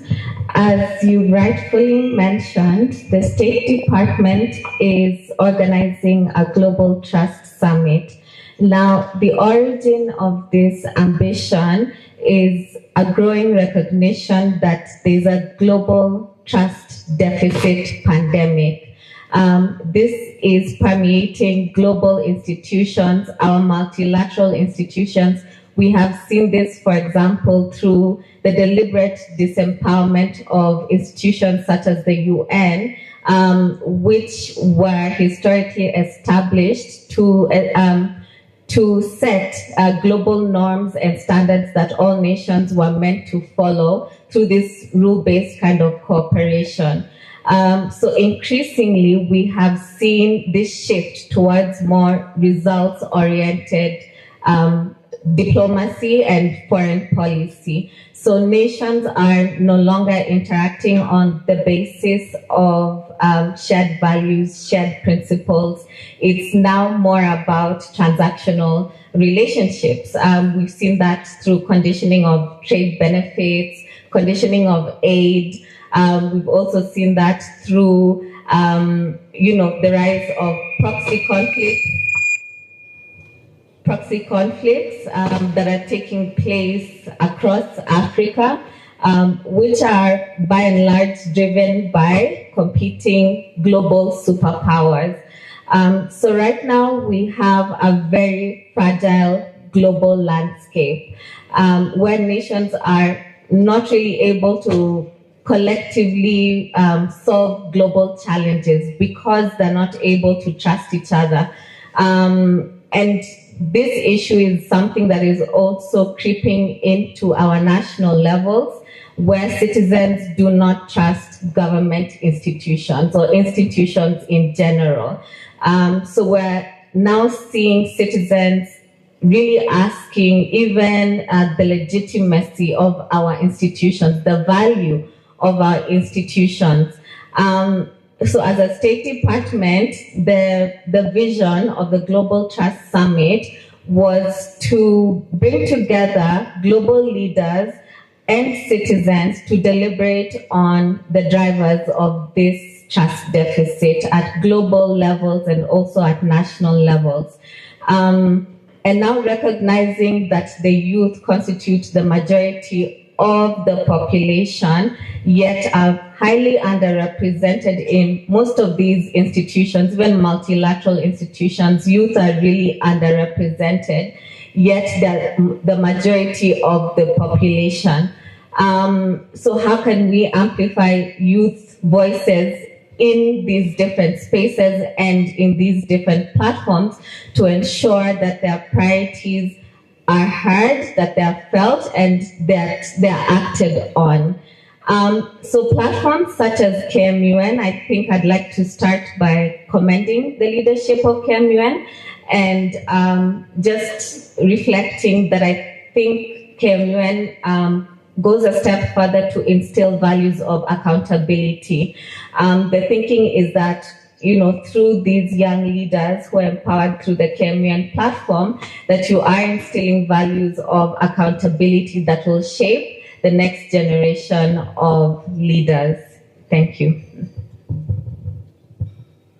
Thank you for that, Brittany. And if I must add, the Ministry of Foreign Affairs has been very receptive to every time we've reached out, we've called, and any collaboration. So that is the first step in taking part in these conversations and pushing them forward. My next question will be to Mr. Rob. So in your view, how can investments in youth leadership, civic engagement, and social accountability contribute to rebuilding trust between citizens and government? And echoing the words of the PS, the vertical trust has been eroded so much over the recent years. Thank you very much. A great question. So I think we as Shujaz, which some of you may know from that magazine and story that we've been telling for a few years, we've been out talking to young people. I think we've conducted like 4,000 interviews in the last few months. So we've really been trying to understand, what do young people want from government, and what are the origins of trust, the kind of trust that the summit is going to be concerned with later this year. So as Beverly says, this room is full of young leaders, and many of you are going to be taking roles in the leadership of this country in future. So what skills do you need? What are the qualities that you need in order to secure the trust of the people that you'll be leading? And I think we've done a bit of work on that. And so I've got a few bits of advice. So the first thing about trust is, I think someone once said that trust is earned very slowly. It's like putting coins in a jar. It accumulates very slowly, but it's easy to spend it all at once, and then it's gone. So the process of building trust is a slow one, and it's something that can't be taken for granted. It can't be taken lightly.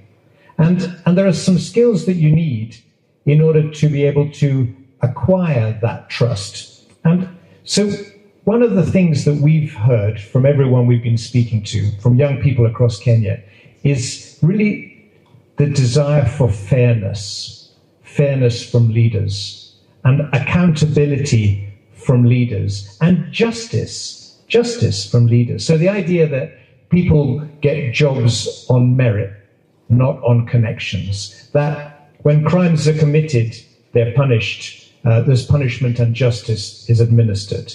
And actually understanding as a young leader how to ensure that those are delivered is an important priority, because that's what the voters of tomorrow and today want. That's what they expect from their leaders, people who will deliver fairness and justice. But what also young people have told us is that they need spaces to have conversations. They can't just be by magic. It's not just on Instagram that we talk to our leaders. Leaders also need to open up space for dialogue. And it's something we've been doing recently as Shujaz by holding what we call Mike Yetus, opportunities for young people to meet leaders. In fact, we're in Iten in Elgeyo Marakwet tomorrow with a lot of the local leaders meeting young people who have been participating in surveys. So creating spaces where young people and leaders can meet and have a conversation is also fundamental. And the final thing is, as a leader, is to look for proof that leadership is being done well, to find evidence that people are succeeding or failing, and to ensure that that evidence is seen. Because we need data. We need to know that things are being done well. We can't leave it to chance. So as leaders, your job is to find that evidence and to promote it and to draw attention to it so that we know, are we going forward or not? Thank you. Just a follow-up. Since you're interacting with youth, I'd ask what competencies should we build to ensure that this, whatever message you're passing to our leaders, is being received as it should? So I think it's important to know how government works. And I think that's one of the things that the Model UN is very good at. It's important to know how to take your concerns to leaders and how to demonstrate what people want. So the democratic process is all about that, isn't it?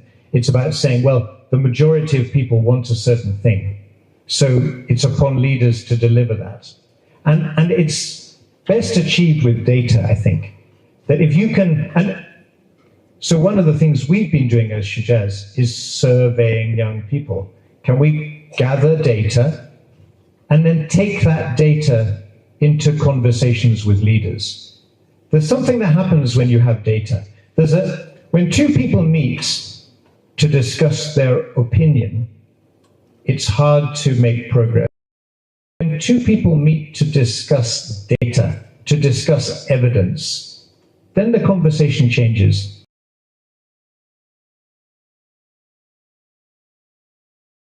On how to take your argument to leadership. Thank you so much. My next question will be declined. Good morning. Right, but also acknowledging expansion in our. So how many youth are there participating actively and also engaging in the governance and leadership of this nation? The fourth one is about accountability and transparency. When we are talking here about ideas, sharing our opinions, and I like what Robert said, if we sit here and just share our opinions without having to discuss about what are the facts that we need to account to, what is it that we need to be very transparent about, and institutions and governance being able to acknowledge where there are mistakes done and what needs to be done right, then we start having genuine conversations that take us forward. So for me, fundamentally, I think these are very critical. We should not just be talking about them, but living them. Thank you. Thank you, Dr. William. The next question will be to Ms. Masinyaga.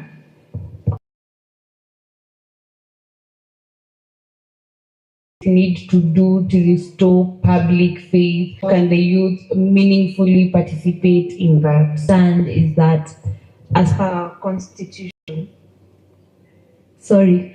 as per our and by the people, and if anyone takes time, because we are supposed to elect, and for any of the independent then you'll understand that the most basic start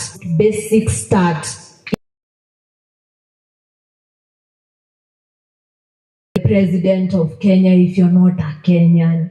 I mean, the finance bill was not affecting Russians, it was affecting us Kenyans. So that ownership, that's where we have to begin, owning our citizenship. I was coincidentally able to see on social media an old video where how many love the Kenyan bracelets, and it's your patriotism symbol, remembrance, memoir, because diplomats and guests, we give them memoirs, but to ourselves, because we're not going anywhere. This is our homeland. And so they were talking about how they'll stop wearing these bracelets, and it's an activist. And I was wondering, so are we throwing the baby with the bathwater? That's what we have to think about this mistrust. That you know what? It's a marriage that does not have divorce option. You are Kenyan by birth, you are staying a Kenyan. So you cannot put yourself in this bubble, and neither can the leaders, because again, they want to get into office, we are electing them. Those who want appointments, they are getting from the people we elected. So we are in a symbiotic relationship. And how is it going to work sustainably? Number one, rule of law. Both the leaders, but I've been asking myself, are we chapter 6 worthy citizens? And, we have these accountability standards to our leaders. How have we held ourselves to standard as voters? IBC has something called Code of Conduct. Code of Conduct for aspirants, for voters, and then now the Constitution will handle those who get into office. So we have to really ask ourselves, are we chapter 6 citizens? And also we must redefine Kenyan leadership, because we need these leaders to understand that, yes, you're a leader, but you're a Kenyan. You're a Kenyan who is also like the voters, the citizens, the minors, the under 18 that make 49% of our population. All of us are in this one boat and have to follow the Constitution of Kenya. And no matter your status in Kenya, and that's where we have to aim for actually. It's not just about a new parliament, because you still have a judiciary. You have a public service with 800,000 plus, and add county governments, and add the contractors, add the tenderpreneurs, add the private sector, add the civil society. So this whole family called Kenya, that there is no divorcing, it's till death do us apart, everybody, no matter your status. We have to have rule of law. And from it will come everything we want. Patriotism, the 6 values that are indicated by the diplomacy department, the chapter 6 of our Constitution. And then, of course, good governance, justice, fairness, all the things we are yearning for. If only we understood our Constitution, if only we understood the laws, or at least the governing principles of how we are going to coexist, no matter your tribe or status. Thank you. Thank you for that, Mercy. Our next question will be to Ms. McKenna Murioki, and the question touches on what practical steps can we as the youth take to rebuild trust between the citizens and the government. And I can say Ms. Mercy has alluded to one by saying we should be personally accountable. So what more? I think it's important to acknowledge that rebuilding is a two-way street, right? So as much as Mercy has said, we have expectations, we also have something that we can do as a youth in and of ourselves. The process begins at a molecular level. We pay attention to the larger picture, but not the smaller picture. What does your constituency look like? What does your country look like if we're looking at it from a global perspective? And how can you participate?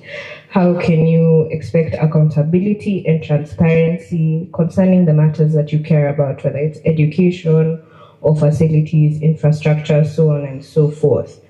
I think also participation is important. It's easy to talk, but are you participating in processes that then enable you to effect the change or the development or the reform that you'd like to see? And so engage with civil society, engage with your local leaders, give your input, and not just through spoken word, but written word. Paper carries a lot of weight. So send your letters, send the documentation that you need to, ask the questions that you need to, and engage regularly. you see, if I know your face and you come and ask me questions, then I can answer you, and we're building a relationship from that point. And so it's engaging and using our voices consistently and constructively, and staying informed about what's happening and what we're interested in, and creating spaces and programs that facilitate the interests of the youth, so that all these things can merge in an apex that reflect a society that's reflective of what we believe in and what we'd like to see in the future. So yeah. Thank you so much. And I think that's a challenge to everyone. We are always complaining about what the government has not done, but not what we're doing at a molecular level. I think you saw this trending video during the floods where persons were throwing litter on the drainage systems. And as much as we know we may not have the best drainage systems in Nairobi, but if you're clogging the drainage system, then what are you doing at a personal level? Additionally, do we know pending bills in Parliament that require public participation? In the morning, we've been talking about AI and innovation. We know we have a robotics bill in Parliament, and we are the young people using tech. So who else to give input? So that's a good challenge. My next question will be to Ms. Brittany Vusha at the end.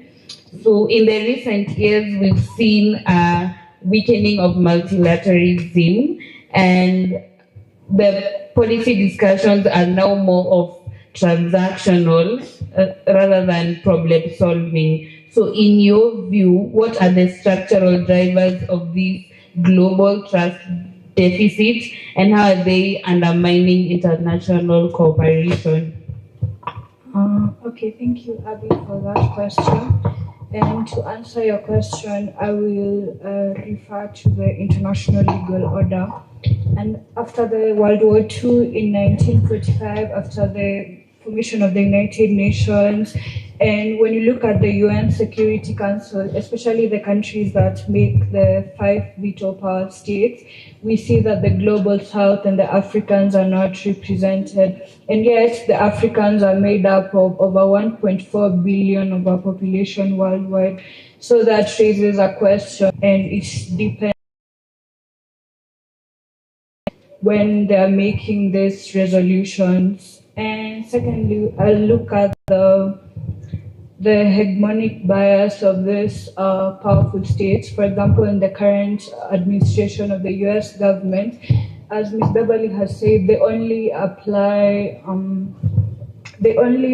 follow international laws when it's beneficial to them, and they don't advocate for peaceful cooperation. This greatly hinders a trust in these global institutions, greatly weakening multilateralism, because it shows that countries do not really care about... You can retain the microphone. This is a general question to everyone. I'll start with Brittany as we move.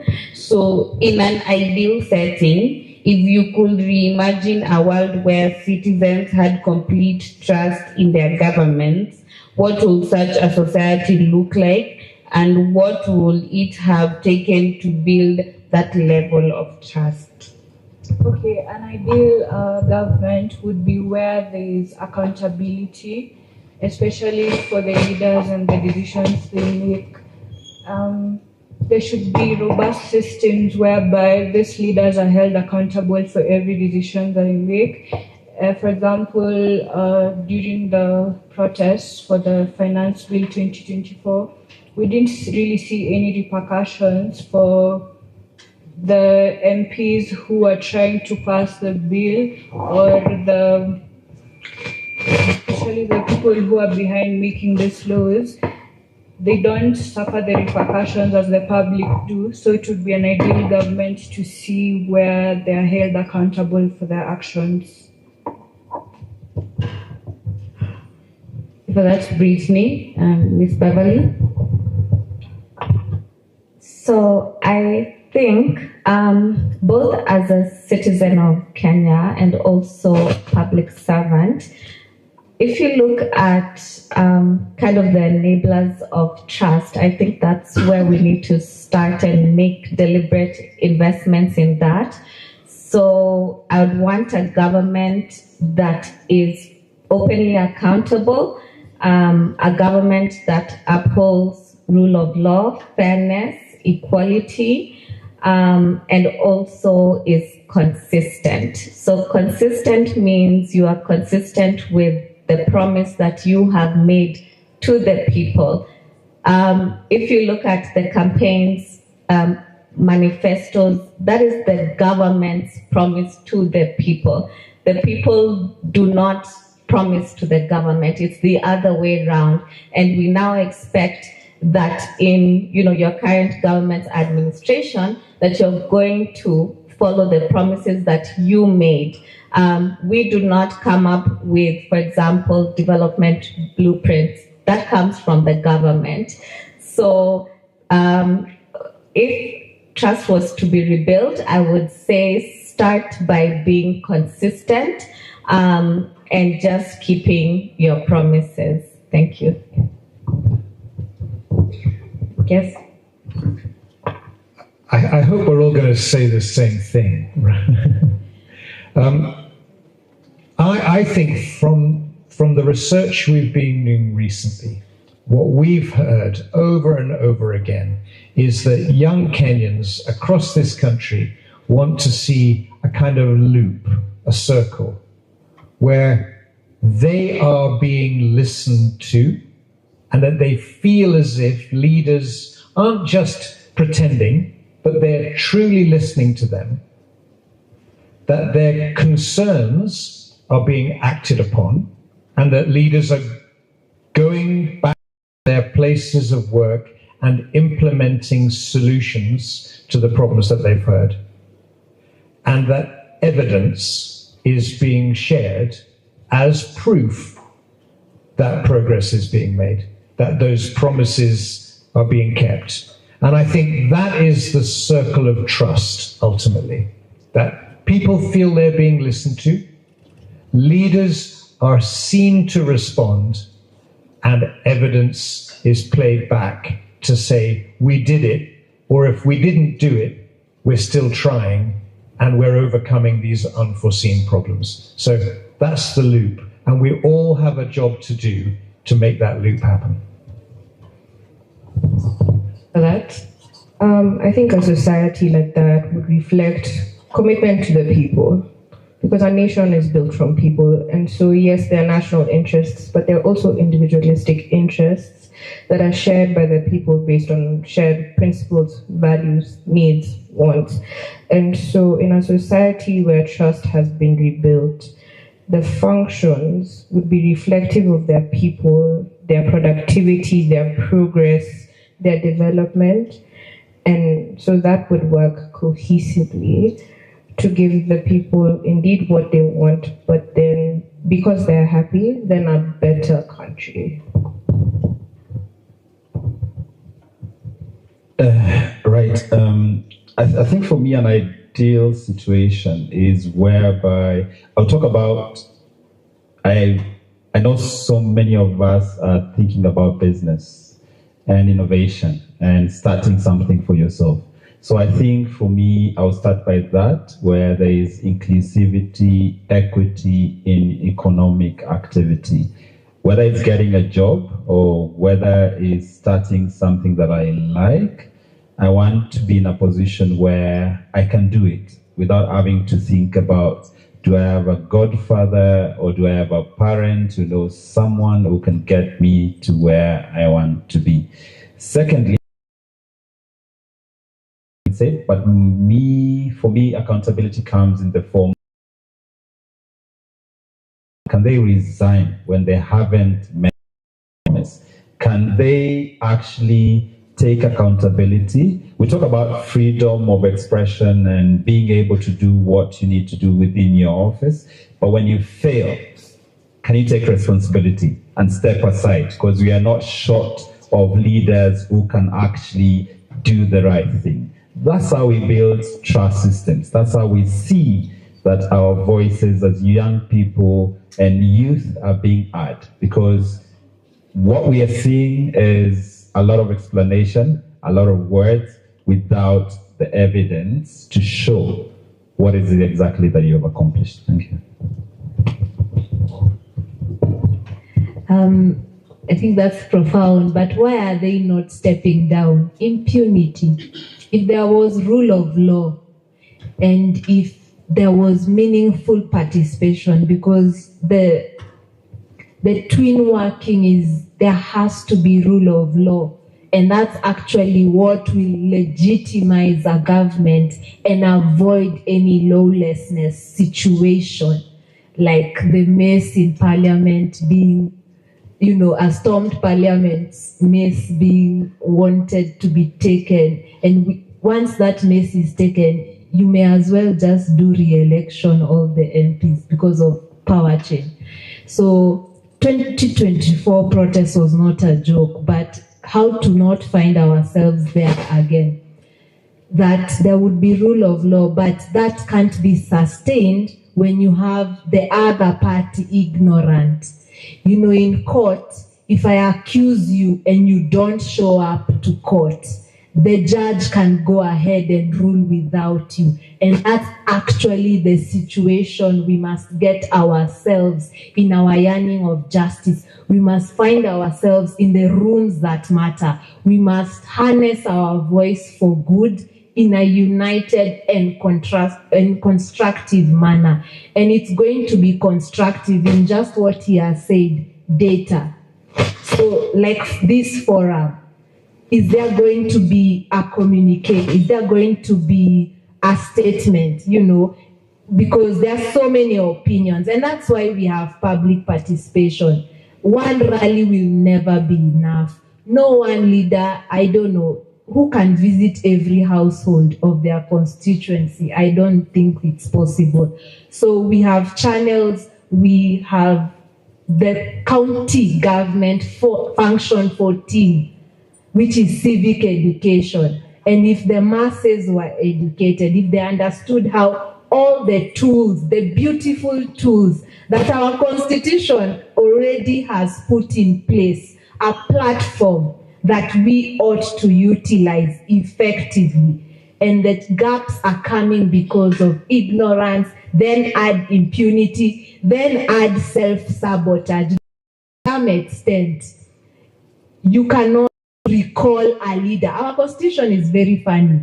You cannot recall years after election, you cannot recall 2 years to the next election. So you have only 1 year dash, and that window you crossed it with 1.5 months around there to the next election. So we must that have not delivered. I am not understanding how, and it's fine to the leader, because the 5 years I was trying, as if our lives are tries X.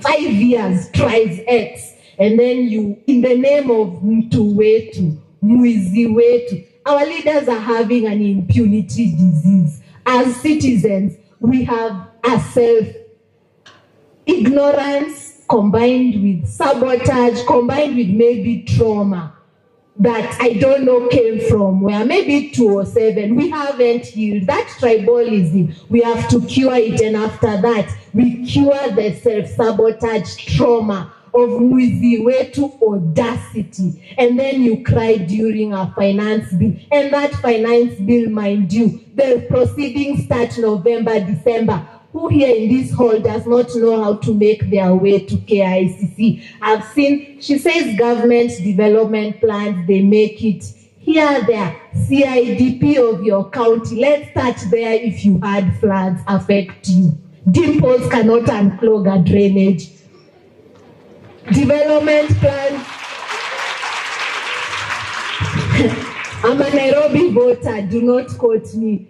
But development plans, national government, yes, it might be hectic here, there, but we have devolution. If you knew the strength of those 14 functions, if those 14 functions, by the way, would work, Maisha London, that's why the United States is as is. Those states have mayors, have their own defense attorney. There's a way they have brought to the people with their unique ignorance, and after we cure ignorance. And civic education, if they are not giving us, we go for it. Especially the educated, the privileged. There is no sacred cow. The pedestrians were drowning. Gari zilizima. The class is not going to save anybody, and luxury. Look at the Middle East. Is luxury. That's a country that you'll find gold being hawked. Try hawking gold in Nairobi. But look at where their country is because of governance. So the issue of good governance, that we have our role to play and our leaders also, whom guess what? 2027, you have your chance to choose and choose wisely.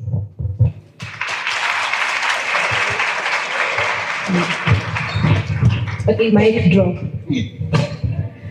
Thank you for that. We'll now take 2 questions from the audience. Let me stand up. As I walk to the podium, I just wanted to echo what Mercy has said. The funny thing with our laws is that you are allowed to recall member of parliament, MCA, but then they are not barred from vying for that post again. So if you remove me, I vie again, and then you vote me in, and I continue doing a bad job. So how are we really holding these leaders accountable? 2 questions. Oh my God. One, you and you.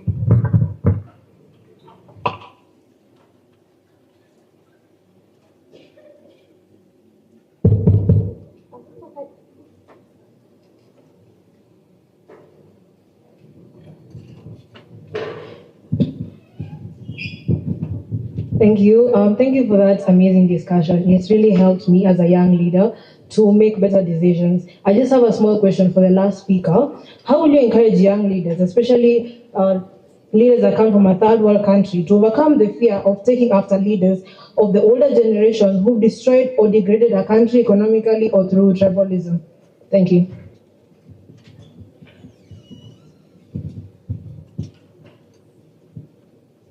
I'm guided. Is it now or you want to take more questions? Can you respond? Okay. Third world. Well, first we comfort ourselves a little. G7 is happening, we had, and France is hosting. I don't know how old the democracy of France is, but the United States, I'm aware, which is going to host G20, that at least South Africa somehow gives African presence, and AU we are going to see. They have been a democracy for 250 years, and if you read their history, and then read our history, and then read where in 1963 was the EU, had it even been formed? Was it formed before or after the African Union? When you look at those history and data, then you realize power to the people. You will advance to the depth of the mentality of the people. We once upon a time, and I've been to Seoul of South Korea, once upon a time, I shudder that once upon a time gave them aid. Today, that country doesn't have dustbins. I mean, my governor is overworking. When I walked that place, it was super clean, but there was no dustbin. And people actually pay. Like every trash you do, you pay. The same way you can go to these vending machines and you click, put money, pay for parking, put money, and you get your soda. They put money to give away their trash. No one is littering. So some things, let's just accept. We are going to have to self-reflect. As a third world that wants to make it, that wants to have our own way. We are not trying to become Asian tigers or USA. No, we are on our timeline, and there's a book out there, 60 years of diplomacy of Kenya. Let's learn our history. Let's learn the good, the things we got right. Because actually, once upon a time, our GDP, the economic growth, the time factories were booming, There's nothing new. There's nothing new under the sun in the 21st century. Whether it's cotton that they're reviving, whether it's energy. I mean, I come from Embu. There's Masinga Dam. Those things you learned in class 5 and 7. We were supposed to have 7 dams for hydro. We built 5. Where are the other 2? So we start with our history. We start the very development plans that Malaysia and even that Singapore came to benchmark in Kenya. So guess what? We don't even need to benchmark. We actually need to read our history, make use of our expertise, make use of our experts. And like I said, the day there is rule of law, everything can function. The judiciary, the private sector, everybody needs to be on top. It's not just 1,427 MCAs, 290 MPs, 47 women reps. Those are too few brains, please. Try a wheelbarrow. Try a wheelbarrow of 55 million Kenyans, and you want those few to entrust all our lives and future. It's not possible. We all have to participate. And like I said, our country, I think we are trying. If you look at East Africa, we are trying media, constitution, whatnot. What we have, we start there and we'll be fine. If we are truthful, just to ourselves, and then go for it with our leaders.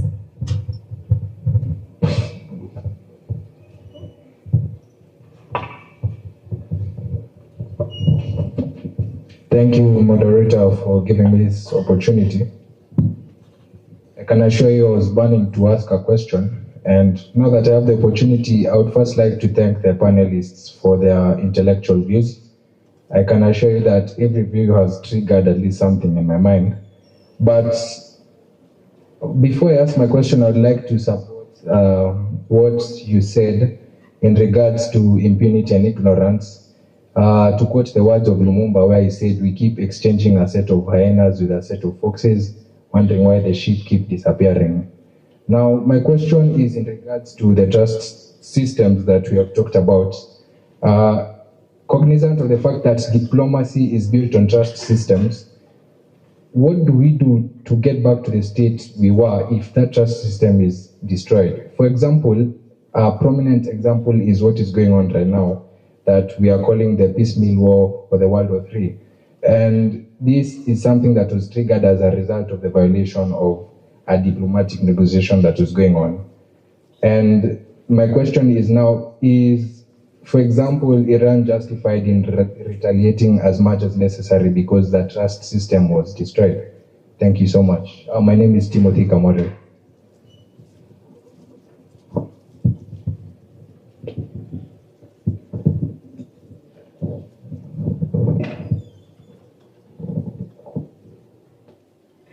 I think at the very basis of the global order is the respect for sovereignty of states, right? And it's the core of what you study at the UN, at the African Union, on any multilateral basis. And so when that is infringed on, it becomes a very complicated conversation. But as enshrined in international law, if a member state's sovereignty is violated, then it is up to them how they choose to react. And you asked, how can we get back there? It's about the value that we place on countries. So one country can't have greater value because they have more money or bigger weapons, right? Because these countries are made of people, and it's the value of those people's lives and their systems and their nations. So until we get back to the place where all the countries that we look at and interact with have the same value in our eyes, and therefore the same amount of respect is accorded to them, we will not be able to attain that.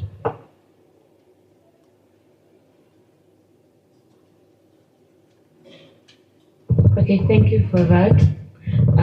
Our panel session has come to a close. It was very brief, as you've heard. So it's now the awarding, and we take a photo.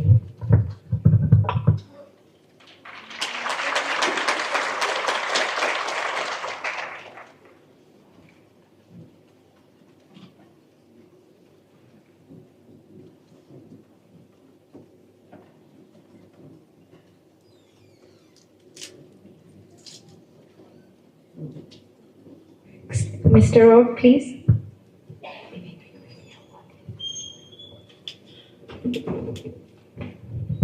Photographer, are we good? If you would kindly. Thank you. Yeah, go ahead.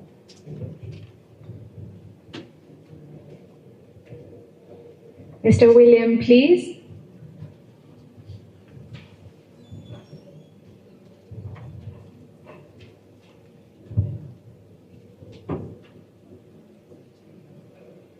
Miss Mercy, please.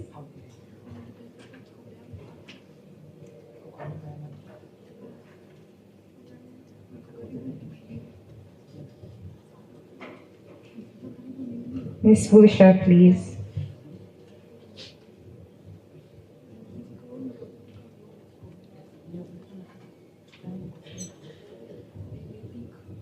Miss McKenna.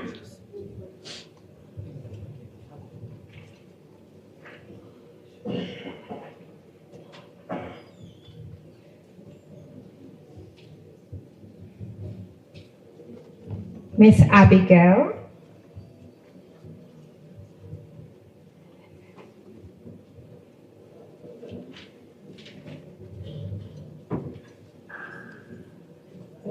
Miss Beverly, please. And if you would know, Miss Beverly has been the mind and the brains behind this, so if you could give her a hand clap. So all the panelists, if you would please come for a group photo.